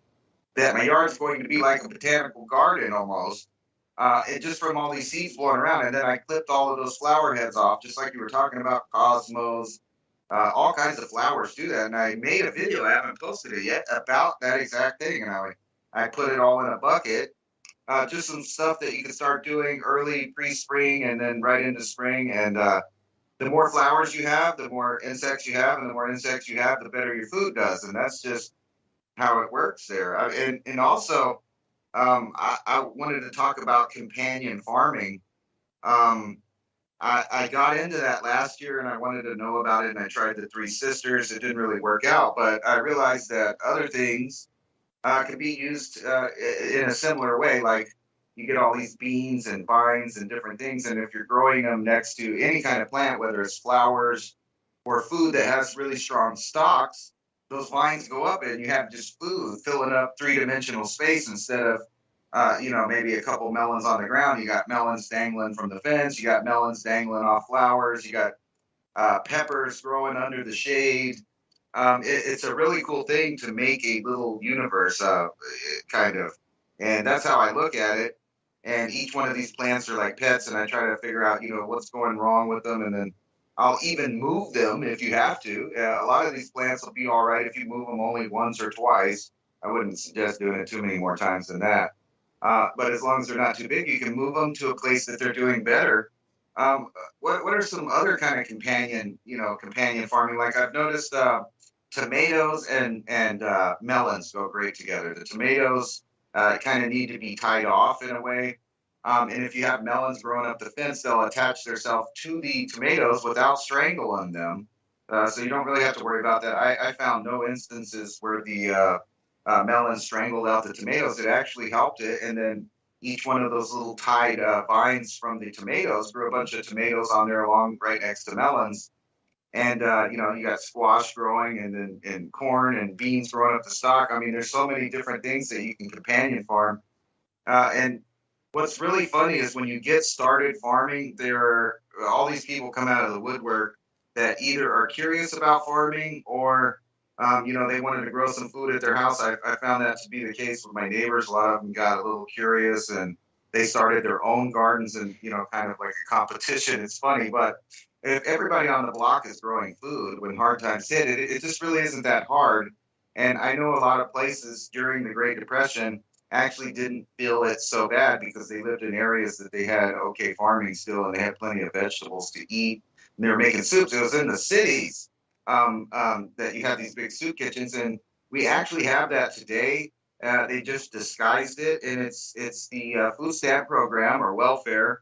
And I've seen articles now where they're about to start a similar program for heavily, leftist areas where they're getting taxpayers to pay the poor people for the gas money that they need because the gas prices are skyrocketing.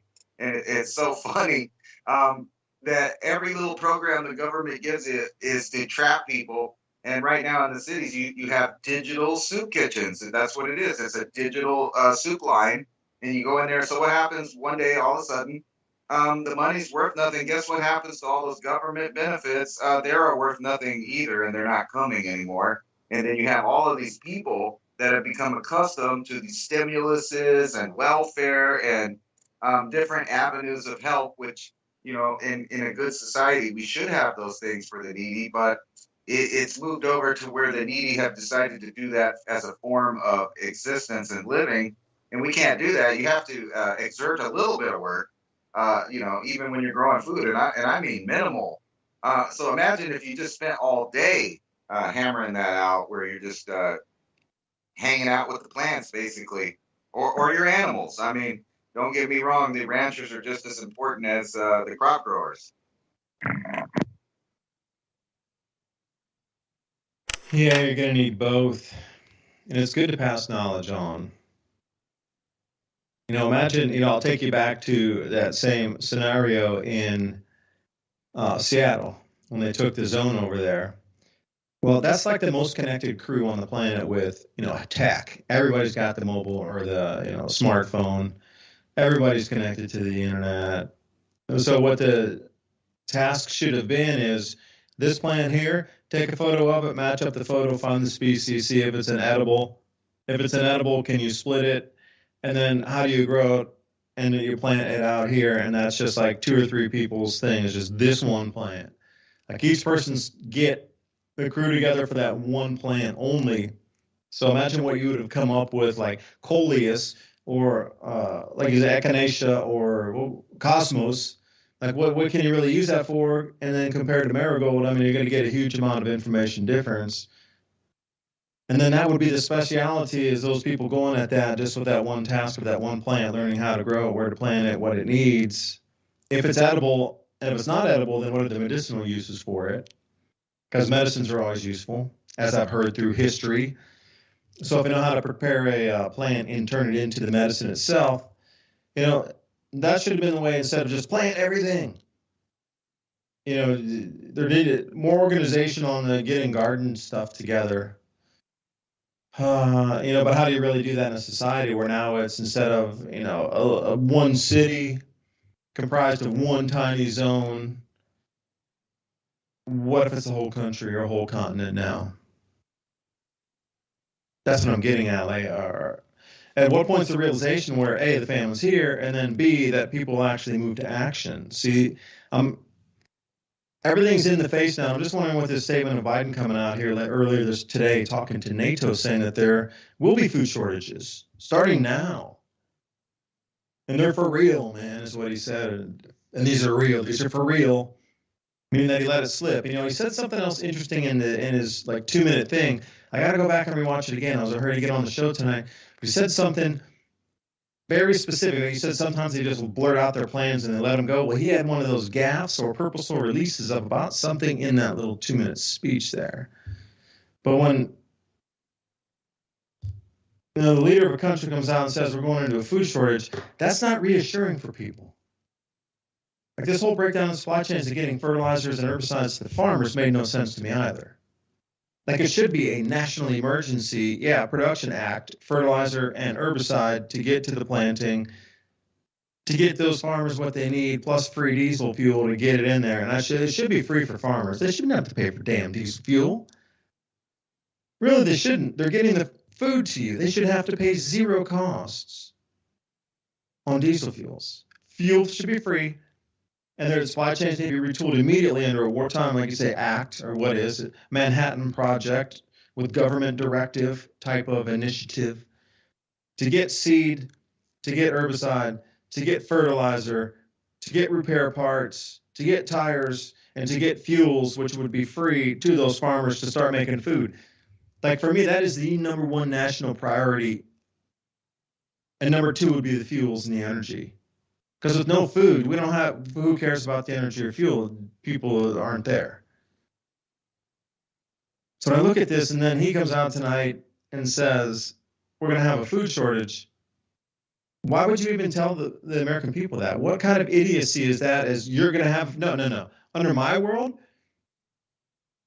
30 seconds after that, everything pivots immediately within 30 seconds of that statement to producing food and only food, and everything else ceases except for farm inputs. Farmers get their whatever they need to produce the food at any level they need to produce it, and zero cost loans for the farm machinery. And it should be a cessation of any sort of collections against them, whether it be whatever for taxes. They should pay no tax either. They're providing the food to keep the country alive. And an imbecile like this to come on and say we're going into food shortages, I don't care what your belief system in any type of political arena, doesn't make sense. But for a leader to come on and say you're going into a food shortage is so far beyond unacceptable. I don't care what country you're living in. You take responsibility and move the supply chains in a wartime fashion and make sure that doesn't happen. Period. Like that's idiocy coming out to say such a thing. Ridiculous. And we need the person should have been fired on the spot for saying that. On the spot for saying such a thing, you'll have a food shortage in the largest growing food country in the entire planet. That we are going to come into a food shortage. Really. That is planned. That is not accidental. We are the largest food exporter on the planet for grains and meats. And he says we're going into a food shortage. How can that possibly be? We produce way more food than our country needs for everybody to eat like a king every night in this country. And somehow we're going into food shortages. Really.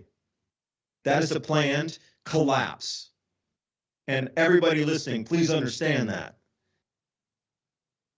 A planned collapse and America has a food shortage. I'm just going to stop because I'm going to keep running in circles here, Ransom. I was wondering if you were hearing government helicopters flying by yet, because, you start talking about shouldn't be taxed and, people should be able to use petroleum for the way they need to use it.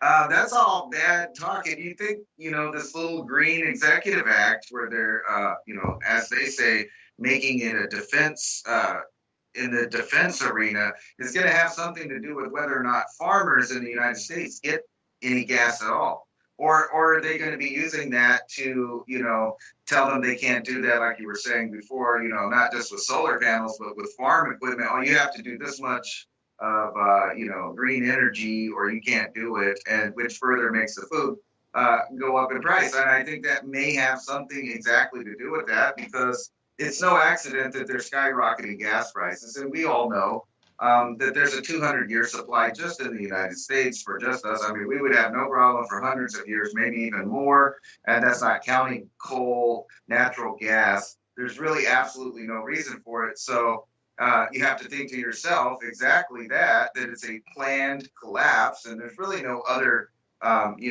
angle you could get from the gas prices, the pandemic, the alleged threat of war, the food prices skyrocketing 3 years in a row, where, like we were telling you on this show, actually, that they were doing dry runs and, beta programs to get you used to rationing style supply. Like right now, I'm sure that there's a store that you go to and there's a product that you like, and it's just not always there that much. I mean, it's there some of the time, but it's not there all the time. That's just to get you used to the idea that your products aren't going to be there. And then when they actually aren't there, people start panicking. And of course, and things get weird. And things like that I predicted actually last year are already happening. There's people going around stealing gas right out of the gas tank. They're drilling holes in the bottom of it, filling up gas tanks, and taking off with it. Catalytic converters. All of this stuff is going on right now because of all of the, falsities in the price of things, from rare earth elements all the way over to food. And I think you're right. I think that was a straight up threat to the U.S. that, you're going to have to deal with this, and this is what we're doing. And Russia's the fault. So if you don't get in line, like you had to get in line for COVID, if you don't get in line with this, hating Russia thing and getting on board with the latest, whatever it is, they could switch tomorrow. Maybe it'll be a new variant all of a sudden, and we all have to get locked down again, which is also something that I am predicting, because wouldn't it be convenient if a new variant came out right when the food shortages start happening, telling people that they need to stay in their homes? And then all of a sudden you got this unreal dystopic situation that happens overnight. And then, you know what? Why don't we just add the collapse of the fiat petrodollar, so we could restructure and save everyone with a one world order? Which, by the way, did you see that? Biden also said that America is going to be leading the one world order. And he just straight up said that after years and years and years of telling people that they were conspiracy theorists and nuts. They openly brag or push it in your face that, yes, no, we are doing a one world order, and too bad. Deal with it. And if you're a good boy, we'll give you a nice little pass where you could travel. You won't have to wear your mask if you're vaccinated. And, you'll get special discounts at the stores, and maybe your uppity stores will have more supplies than, like the lower stores that are in the neighborhoods. And it's funny, they've been pushing this stuff in our face. The other day, Nancy Pelosi was on talking about how her and her husband don't get along because he likes to eat late. She likes to eat at 5:30 like a peasant. And these things keep slipping from these people. So when they tell you that food shortages are coming, I don't think that was an accident. I think that he wasn't supposed to say that yet. He was supposed to say that in a few months. And if you've been kind of trolling around like I have on the internet, there's a big suspicion. A lot of people are predicting that because of the higher ups are all of a sudden catching the what out of nowhere, and they've pushed all of this propaganda on us, that it might be, maybe somebody really, really important all of a sudden comes down with it and is afflicted with it and gets moved out, so we can be distracted for that with months while the new president takes over. And if you've seen her talk, you know that she's just an empty suit.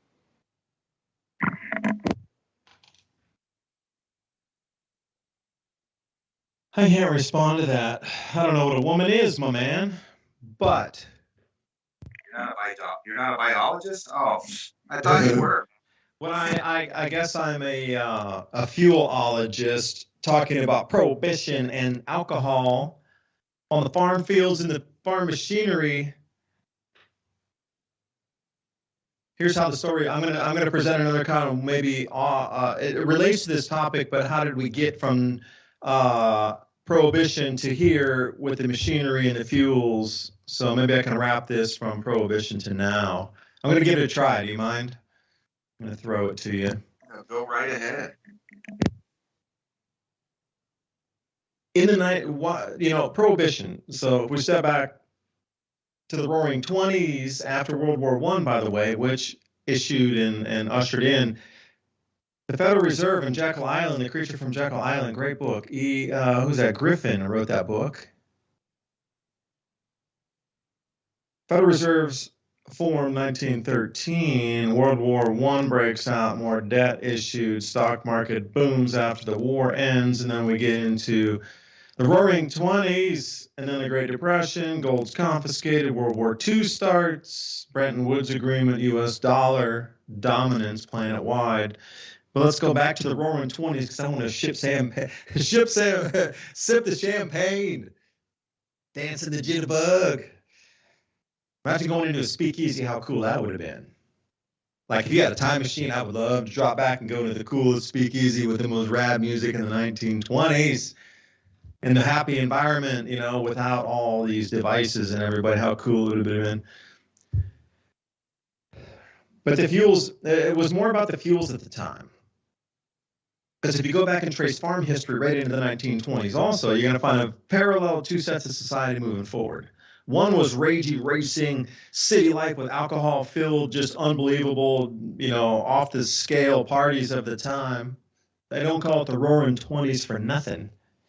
But at the same time, this thing was coming out called gasoline, and so were these things called engines in cars and trucks, and farm machines that could help you till more efficiently than using horses even 15 years prior.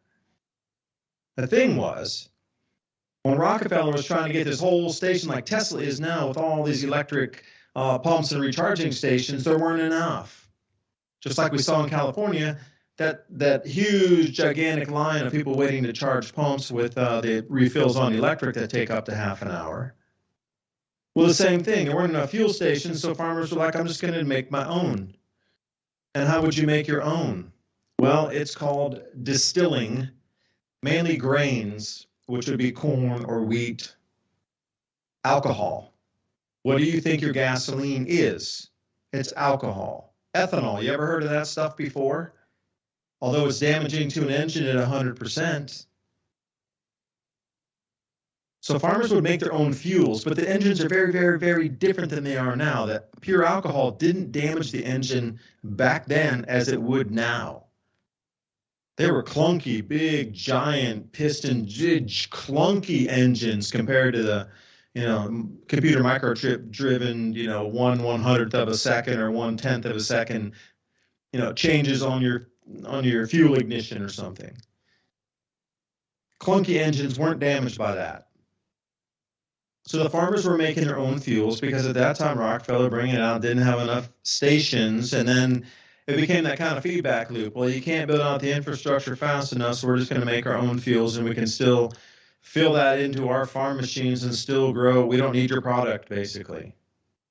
So Rockefeller, just like today, using the newspapers, owning, buying, controlling narrative, put out this whole panic of alcoholism and sort of things of the parties are too crazy, they're disrupting society. I mean, it is so copy-paste what we're seeing right now. It's ridiculous. And then the whole getting, as Soros would do and get a whole bunch of NGOs, well, the same exact thing was happening at that time about getting NGOs and what could be considered community groups and community organization. And at that time, women's rights were coming to get the activism and that sort of thing. Oh, our husbands are drinking. They're going to disrupt society. We got to make alcohol illegal. Well, when they did that, they also cut off the full entire supply chain of farms making their own fuels for their machinery and 100% reliant on that distribution system from Rockefeller. If you didn't know, corn and wheat make fuel for free for farmers. But have you noticed how every machine has switched to diesel fuels now? So even a farmer growing corn can't put that in the machine. A farmer growing wheat cannot put that in the machine. A farmer growing sorghum, millet, buckwheat cannot also refine that and turn it into fuels for their machine. So that leaves soybean only to turn into biodiesel, which would then run a diesel vehicle. But when you're looking at the percentages of, say, soybean and the crops and the rotations on the year, percentage-wise, it doesn't work. See, the whole, I'm looking at this whole transition. I understand diesel has a little more torque, but yeah, all of the engines did. Look at the designs from back, even when Tesla was coming into electric motors. And even in the 1880s, when the first electric cars were invented and brought forward. The torque on the motors, yeah, it's been tweaked to run on diesel to get that extra, but take those motors back to when they both ran on diesel and alcohol, both, pure alcohol. And they were getting something called naphtha from an oil well. So when the oil, or I should say natural gas, drip or an actual natural gas well, regular oil well dripped this condensate called naphtha, and the guys working on the fields, oil fields out there, not crop fields, but oil fields, oil patch, would save this stuff called naphtha, and they would drive around and refill their cars with it because it was so like 120 octane type stuff. And the same off of natural gas wells, when it gets really, really, really cold, that condensates, that dripping down, that is the same.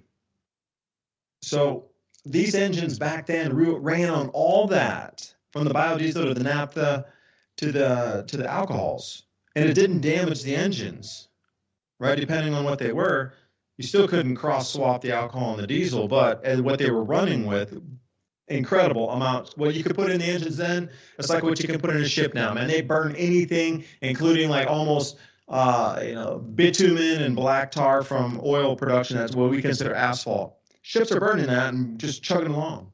Like it's unthinkable what their ships are burning compared to diesel, like motor fuels. Unbelievably different.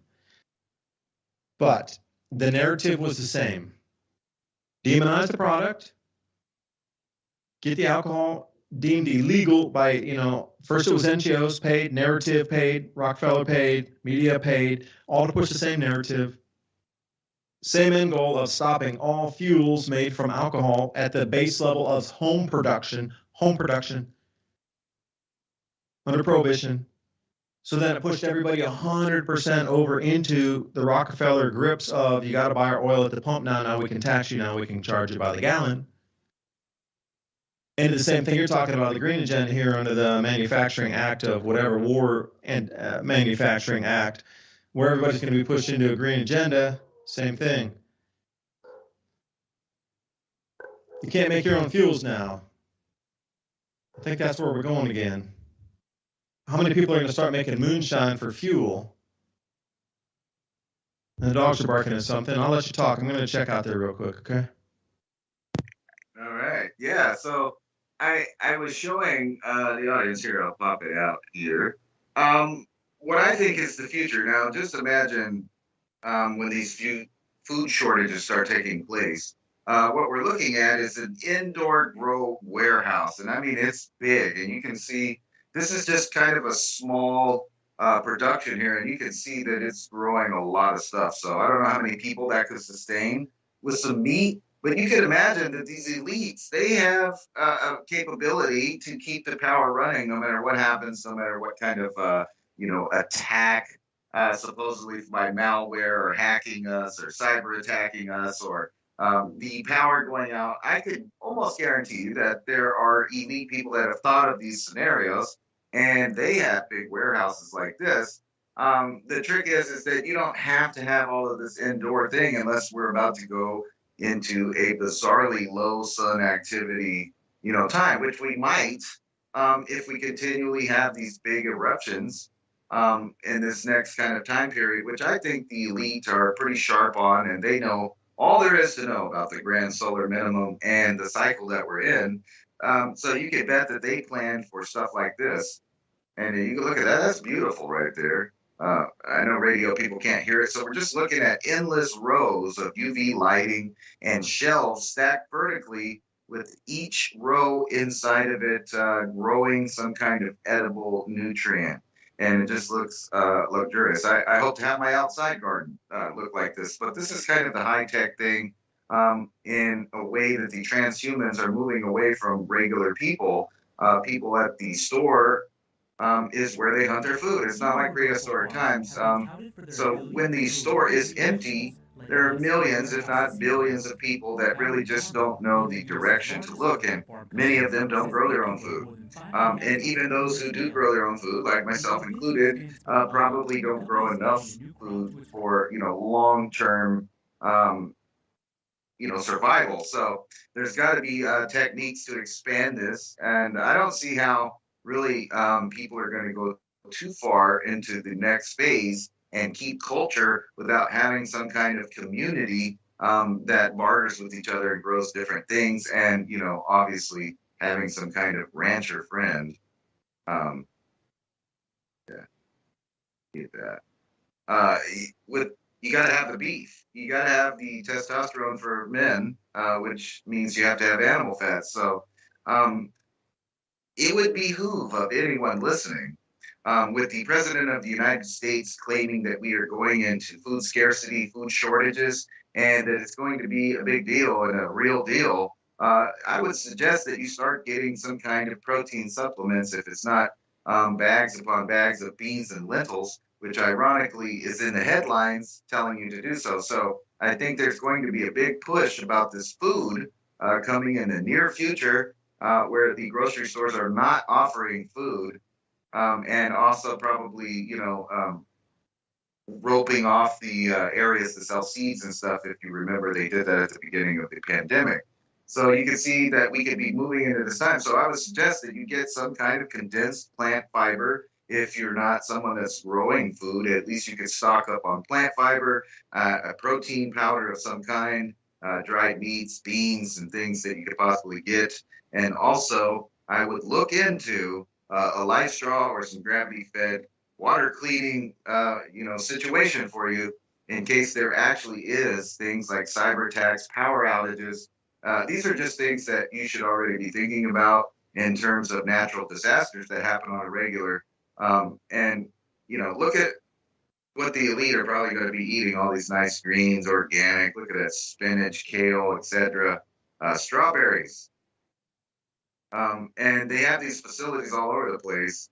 But these things cannot run without electricity. So if the administration of the country you live in is crunching self-sustaining energy independence, places like this will not be able to afford to operate pumping out this much electricity unless the government starts picking winners and losers, which it sounded like, according to their new executive order, that they're going to be doing in the near future. So if you combine the president of the United States talking about taking over the green sector of our economy with the Defense Department, and also at the same time warning people that food shortages are coming and it's going to be real, you might want to actually take that serious. Or you could just, assume that maybe bumbling Biden just had a Alzheimer moment and forgot where he was, because he has got himself lost in the hedges outside of the White House. So you can take that with a grain of salt. But in my opinion, he kind of jumped the gun and may have told the public something that wasn't going to be announced yet. That's just my opinion.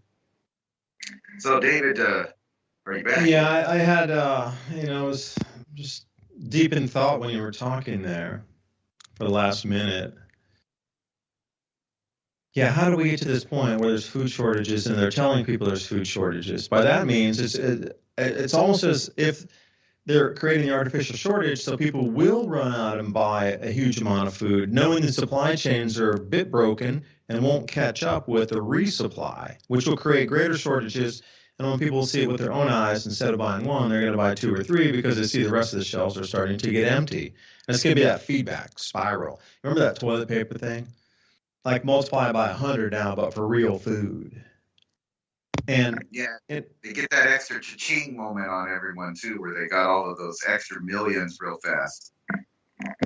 Yeah, because prices aren't going to come down. We're getting into a hyperinflationary base beginning here, because things are running now at 10% a month, and they've been trying to mask figures, but almost everywhere in the world, and the U.S. will shortly be after this. Looking at what's it been 3 months now, and you're already looking at 10, 12, 15% inflation just for the year beginning here. So, some places it's even higher, 30, 35, 40%. So you're looking at double-digit inflation pretty much across the globe, masked by many, government statistics, but shadow stats and sort of thing. They show you it's way up there. So we're already at the beginning. If you're running double-digit inflation on month-by-month basis, I mean, come on, you're starting to get into hyperinflation. So with that being said, coming into food shortages like Biden's talking about, if the money hyperinflates, people move to the petro, Bitcoin, and the U.S. dollar's dumped, well, you're just not going to have the money for the cash. You're not going to have it for the food, I should say, the cash for the food. So when I heard the dogs barking, the coyotes I could hear up the valley. And it sets the dogs off all up and down the valley because I don't know what it is. Spring's here, the coyotes are moving through, they're much louder. They don't have the pups yet because the pups have a very different sound than the adults do when you're listening. And you can hear them individual too. You'll hear there's 7 of them or 6 of them. They all have a different call. It's the same variant of the call, but they each have a slightly different sound. You can tell, okay, that was the female, those are the guys up there, those are 2 guys, those are the pups. You tell how many females are up there, how many males are up there, and you get, okay, there's like 8 or 10 or 7 or 6 or whatever in that pack, because actually you can hear the sound difference of them, but they're way down the valley tonight. But all the dogs are freaking already because we got the coyotes. And you might, coyotes are so cute. No, they're not cute because they steal your chickens and goats, and they kill your dogs if they get into a pack. So, you're going to need protection across the property where you're at. If you're going to grow food, hold food, do animal husbandry, get chicken laying eggs or rabbits or whatever, somebody else is going to want that because they're hungry and they know it's worth way, way, way more if they can get it back to a city. See, there's two ways these food shortages pan out with marauders coming around. Is one, is they just want to steal the thing and then go sell it back into a higher price market. So steal some goats and chickens, they'll run it back into a bigger city and sell it for 20, 30, 50 times the price they stole it for. Or another thing, they're super, super starving with their families and they're just stealing your stuff to eat because they're going to starve to death. And they decide to steal your stuff to eat instead of starving. Okay, so you get that random, you're going to get one of those variants, and I'm not going to say it's 100% that way or 100% that way, but you're going to get some sort of blend of those. Those will be the main stories of why somebody was stealing something. But dogs, see, you need the dogs to protect because dogs are going to alert you every time. So yes, they're alerting us to coyotes tonight. But they would also be barking if somebody came out to the chicken coop, try to take a couple guineas, or what about your goats? Coyotes are bad news anyway. So now you're talking about 2 different types of predators, hungry humans and then coyotes. No different, but the humans have far better dexterity to steal your stuff than a coyote does. A primate is going to open up the lock or the device to swing open a gate, and a coyote won't. A primate is going to roll in and use 2 hands and muffle sounds and try to get away faster than coyotes who don't understand except for just jump on it, grab it, try to make it stay quiet, rip it out of the wire cage and hope for the best. Primates don't do that. They do work a little bit different, operate a little bit differently. But still, dogs will alert you to primates or coyotes both.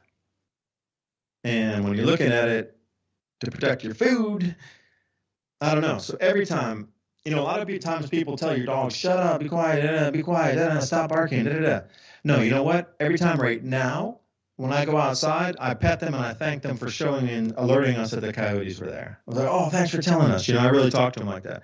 Hey, thanks for barking and telling me the coyotes are down there. Because I think they understand the word coyote with that sound now. And they understand that every time they bark, I come out and pet them when they bark when there's coyotes. So I set up that whole thing since these dogs have been around. It's that same kind of repeat, reward, repeat, So they bark when coyotes come. I go out and pet them, play a little bit, and come back in and say thanks. So that's easy. Coyotes, they make sound. You understand? You can put that stimulus there. Pavlov's dog. You hear a bark, you bark. Owner comes out, maybe give you a snack, give you a little pet. Thanks for doing it. Pavlov's dog, literally. But when dogs first understand that there's like primate marauders out there. How's that going to be from like a friendly neighbor that came over and dogs are jumping like, hey, I want to play, throw me the Frisbee, to somebody rocking up on your land and trying to steal your food or break into your grain storage area or break into your tool shed, because tools are going to get super expensive too. I highly advise anybody out there, seriously, go out and buy at least 2 of everything that you think you'll need for simple rudimentary gardening. But keep in mind that things are going to break, and you're going to have to learn how to repair them, from the handles to the blades. And you'll find that the older steel and the older tools that you can find at estate sales, the metal's actually much stronger on those olden garden tools that are all they need is really a new handle, but you're looking for the strength of the metal. You got to think of something that was sold in the late 1950s, early 1960s, was like that was one garden tool meant to last a lifetime. So gardening tools will be another thing to protect. And machines. Can you imagine if you had a rototiller or like a tiller, either front tiller, stand behind, or actually push behind back tines on that? I mean, can you imagine how valuable that would be? Because you can actually get the gardens up and running 50 times faster than using humans to get that. So, you're going to spend 5-6 hours to chop it up and, blend and do all these things that you would do to get your garden pre-tilled when you can do it in 20 minutes with a rototiller. Like, these kind of machines are going to become incredibly valuable. Anything that will speed up growing food and reduce the amount of calories spent to grow said food. Like, you're going to have to protect that. And then I'm looking and going, all right, dogs, how do you train them against somebody coming on the property to take your food? Okay, that's one set of variable, but that, I don't know. Coyotes are one thing, human predators are another. I should say primate predators. It's going to be very different. Very, a lot of weird choices are going to have to be made during this time, I think. Hey, maybe you could take a page from Monsanto and all them. I don't know if you know this, but because the bugs get sick off of most of their plants in the fields, they plant another field with regular, crops so that the insects won't all die off. And maybe we could do that. We could just, you hide the good food in and out of little areas, and then you just put a little patch of, some free, something easy to grow that people can pick and send them off in another direction, almost like a fruit trail away from your place, and stuff like that. It's hard to imagine how it's going to get. If you don't live by a city, you're already ahead of the game, but there are people that do wonder. And like I was showing earlier to the audience, there are already people stealing, massive waves of people taking gasoline and just anything they can get their hands on. So that those tools out there that you're talking about, those are going to be a real commodity. And not only that, you have to guard your tools because they're going to be something that people want also. So that's a really bizarre situation we're going in, that we're America. We're the first world, country, the freedom, full of freedom. We're all brave over here. And yet we've been reduced down to kind of a idiocracy state where no one really knows how to do anything. And I did see this coming for a while. I remember when I was in my 30s and I was doing a lot of construction jobs and moving around, doing different stuff from concrete to framing and, commercial buildings. I got to do a lot of that. I learned how to do electricity from the electricians on site because they were bored. But what I realized, doing all this stuff is that the people that were younger than me would come to work and they didn't know what tools were called. They didn't know how to use a measuring tape. They had no idea what any of the equipment did, what it was called, how you ran it. And a lot of these kids just came out of a technical school or college, and some of them even had degrees and still had to get a job in which they didn't even fit in and understand the basic workings. Like you could have somebody that didn't even get their GED come in that grew up on a farm and they know what all of that stuff is, versus somebody that just, it's not really their fault. I guess they just never had the real world experience of using their two hands to work, which is how you learn all of these things. So there's going to be some really savvy children come out ahead of this next phase because their parents showed them how to do things, from using tools to growing food. So we are, certain people are in a good place. I mean, not to be super doom and gloom. I think a lot of people are in a good position right now. Unfortunately, it's kind of like investing in, like war bonds or whatever, or vice stuff, knowing that when things are going bad, that certain people can do good because everyone else is doing bad. It's kind of a fact that we live in our world. But if you can arrange yourself to not, try to be taking from other people, I think that you could produce your own stuff. I don't know what's going to happen, though, when people get hungry. That's actually when I think we'll get to see the ugly side of America. Yeah, to talk with my neighbor, ex-Army guy, and what he was saying on the base simple is, if people start to come out to the countryside, look for things, their cars are going to run out of gas because they took that last step of belief that I'm going to run out of my gas at the exact place I'm supposed to stop, and then I'll look from right there because I believe God had made me run out of gas at that point, so that's my start point. So at some point, they're going to come across, in the beginning, everybody's going to have their supplies, right? So they're going to come across homes, and maybe if they get fended off, they're going to look for cars so they can go to other places. So a lot of places, I'm going to say, a good 50% of the people in the countryside don't leave their cars or park them in a garage, like in the front of your house. A lot of times, garage is used for storage, for machines, tool shed, workbench, whatever, in the middle of the garage. But that was the thing that was brought to my attention was, so many cars are sitting outside here in the countryside that, an escape vehicle for somebody else, they might, try to swoop your car out of there as a value thing, because, most people in the countryside keep their tanks pretty full comparatively to the city. Like, I'll get a few bucks when I'm going to work versus what if it snows out here and you're stuck for a week and there's no help and you're still running around doing things, you're just in a local area, you need gas. Everybody's gassed up. So a treat for somebody that would be marauding would be a vehicle full of gas that they could get away with and move another 300 miles. So protecting your automobile is going to be an incredibly valuable skill as well, because think about stealing horses back in the day. Same thing, stealing cars. Now, they might just try to move through the house or grab some people in the house just to get the keys to get the car to get away. At that point, they're spooked, they're scared, they just want to get out of there, but they don't have a way to get out except stealing your car. And they'll do anything they can to get your car to get out of there. Because now neighbors are running to help neighbors and like, we got to get out of here. And cars are going to be a very valuable thing, too. So it wasn't so much about, yes, people will try to get the food in the house. Yes, people will try to get to your gardens eventually, not in the beginning. But as the things progress and move, the car is going to become very valuable, especially if it's full of fuel. So I've been told that was what we talked about in a real situation, like crazy. Like you think might be, one car, people come cruising out to your place. No, it'll be like an SUV, 4 or 5 SUVs full of 6 guys inside, heavily armed, come out to your place. Then what? You got 30 assailants coming in. Then what?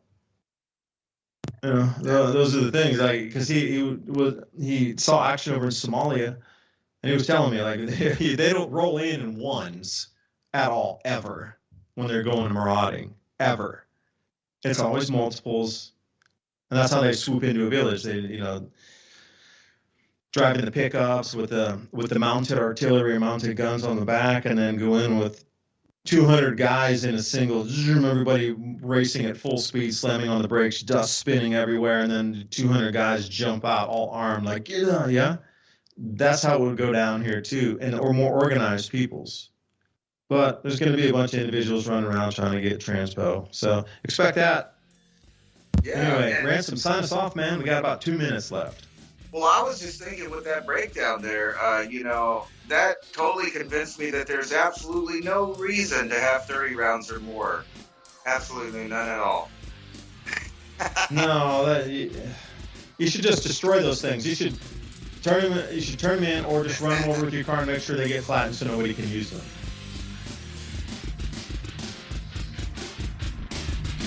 David Devine signing off. Ransom Godwin, 420 TV, Freedom Film. Peace, man. Thanks for joining tonight. See you next week, and this week, learn how to plant something, learn how to grow something, learn how to turn a flower into a medicinal. See you next week. Thank you for listening to Revolution Radio. It's 11:59 at Radio Free America, and this is Uncle Sam with music and the truth until dawn. Right now, I got a few words for some of our brothers and sisters in the occupied zone. The chair is against the wall. The chair is against the wall. John has a long mustache. John has a long mustache. It's 12 o'clock, Americans, another day closer to victory. And for all of you out there on or behind the lines, this is your song. It's always good if you don't fall out of the bus. Like Ford, Gerald Ford, remember? Down below. Pull that.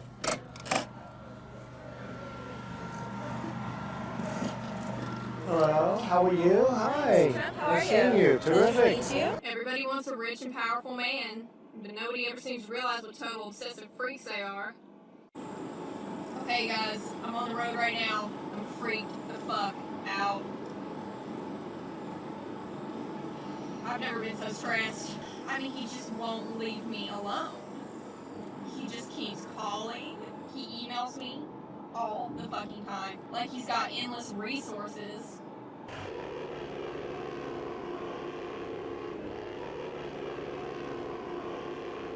I can't block his number because he keeps changing it. I can't block them because he's got so many. It's fucking endless. And I'm really freaked out. I'm really scared. I'm really at my wit's end.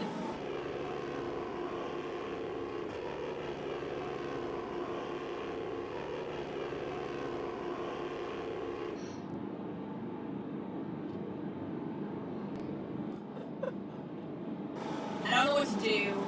I can't call the police. They wouldn't believe me. They wouldn't do anything about it. I'm just thinking about running away at this point. I'm just thinking about, I don't know.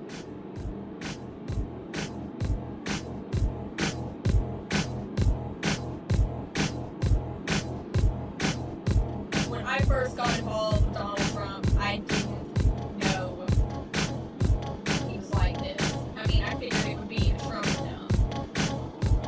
You know,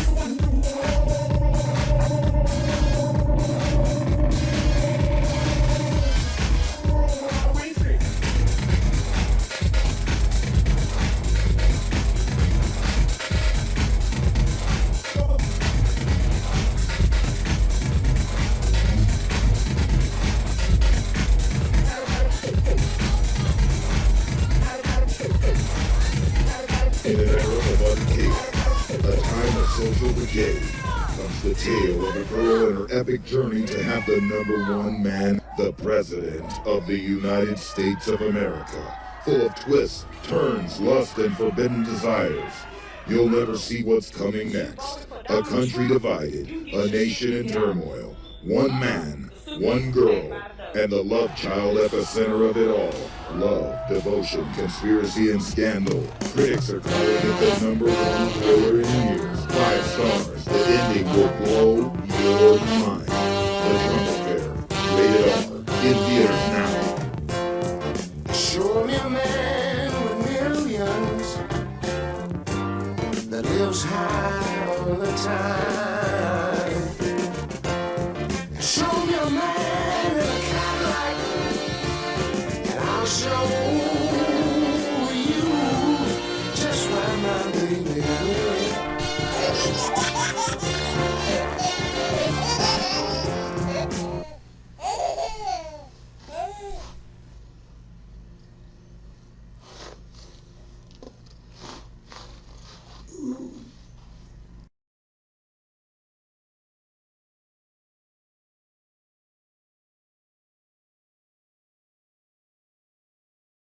It's intermission time. Our service is friendly and quick. You'll find hot dogs, hamburgers, pizza, your favorite candies, hot and cold beverages, and other delicious snacks. So add to your fun of watching the movie. Visit our refreshment stand right now. We're glad to have you with us tonight. We hope you'll come to see us often. It's great to get out to the movies.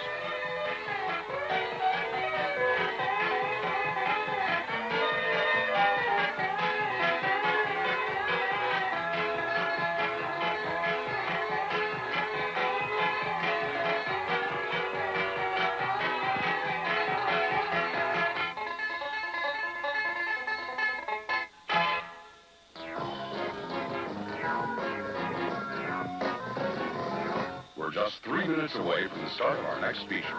Still time to visit our refreshment stand.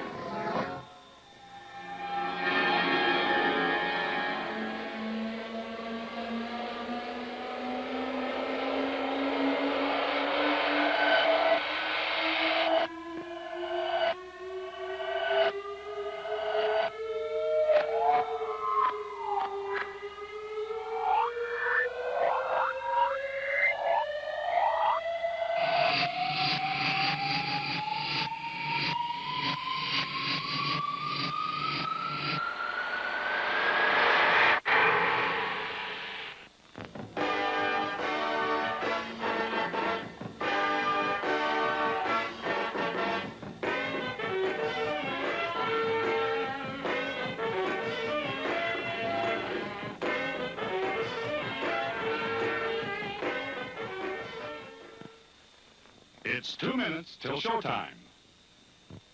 All aboard, the snack bar special for Coca-Cola, peanuts, hot dogs, ice cream, candy. That's the snack bar special for Coca-Cola, peanuts.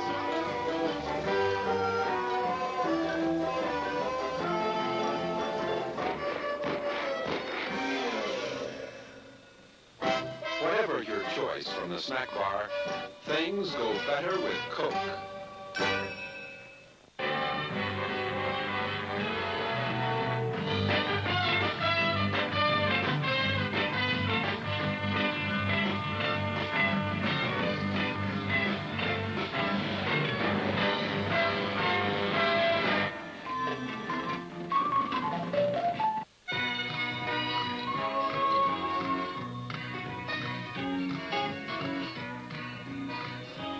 We're now just 1 minute away from the beginning of our next feature.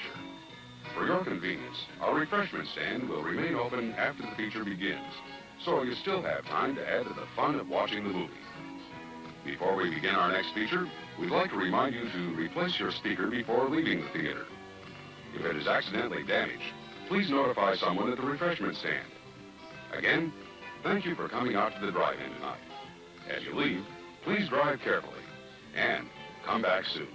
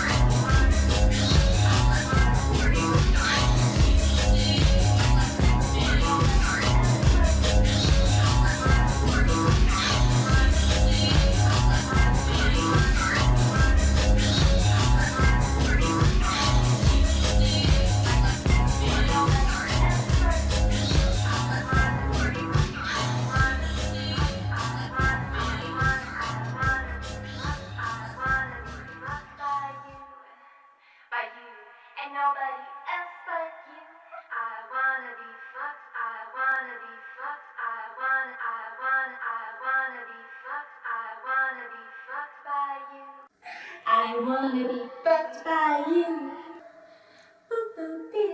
And I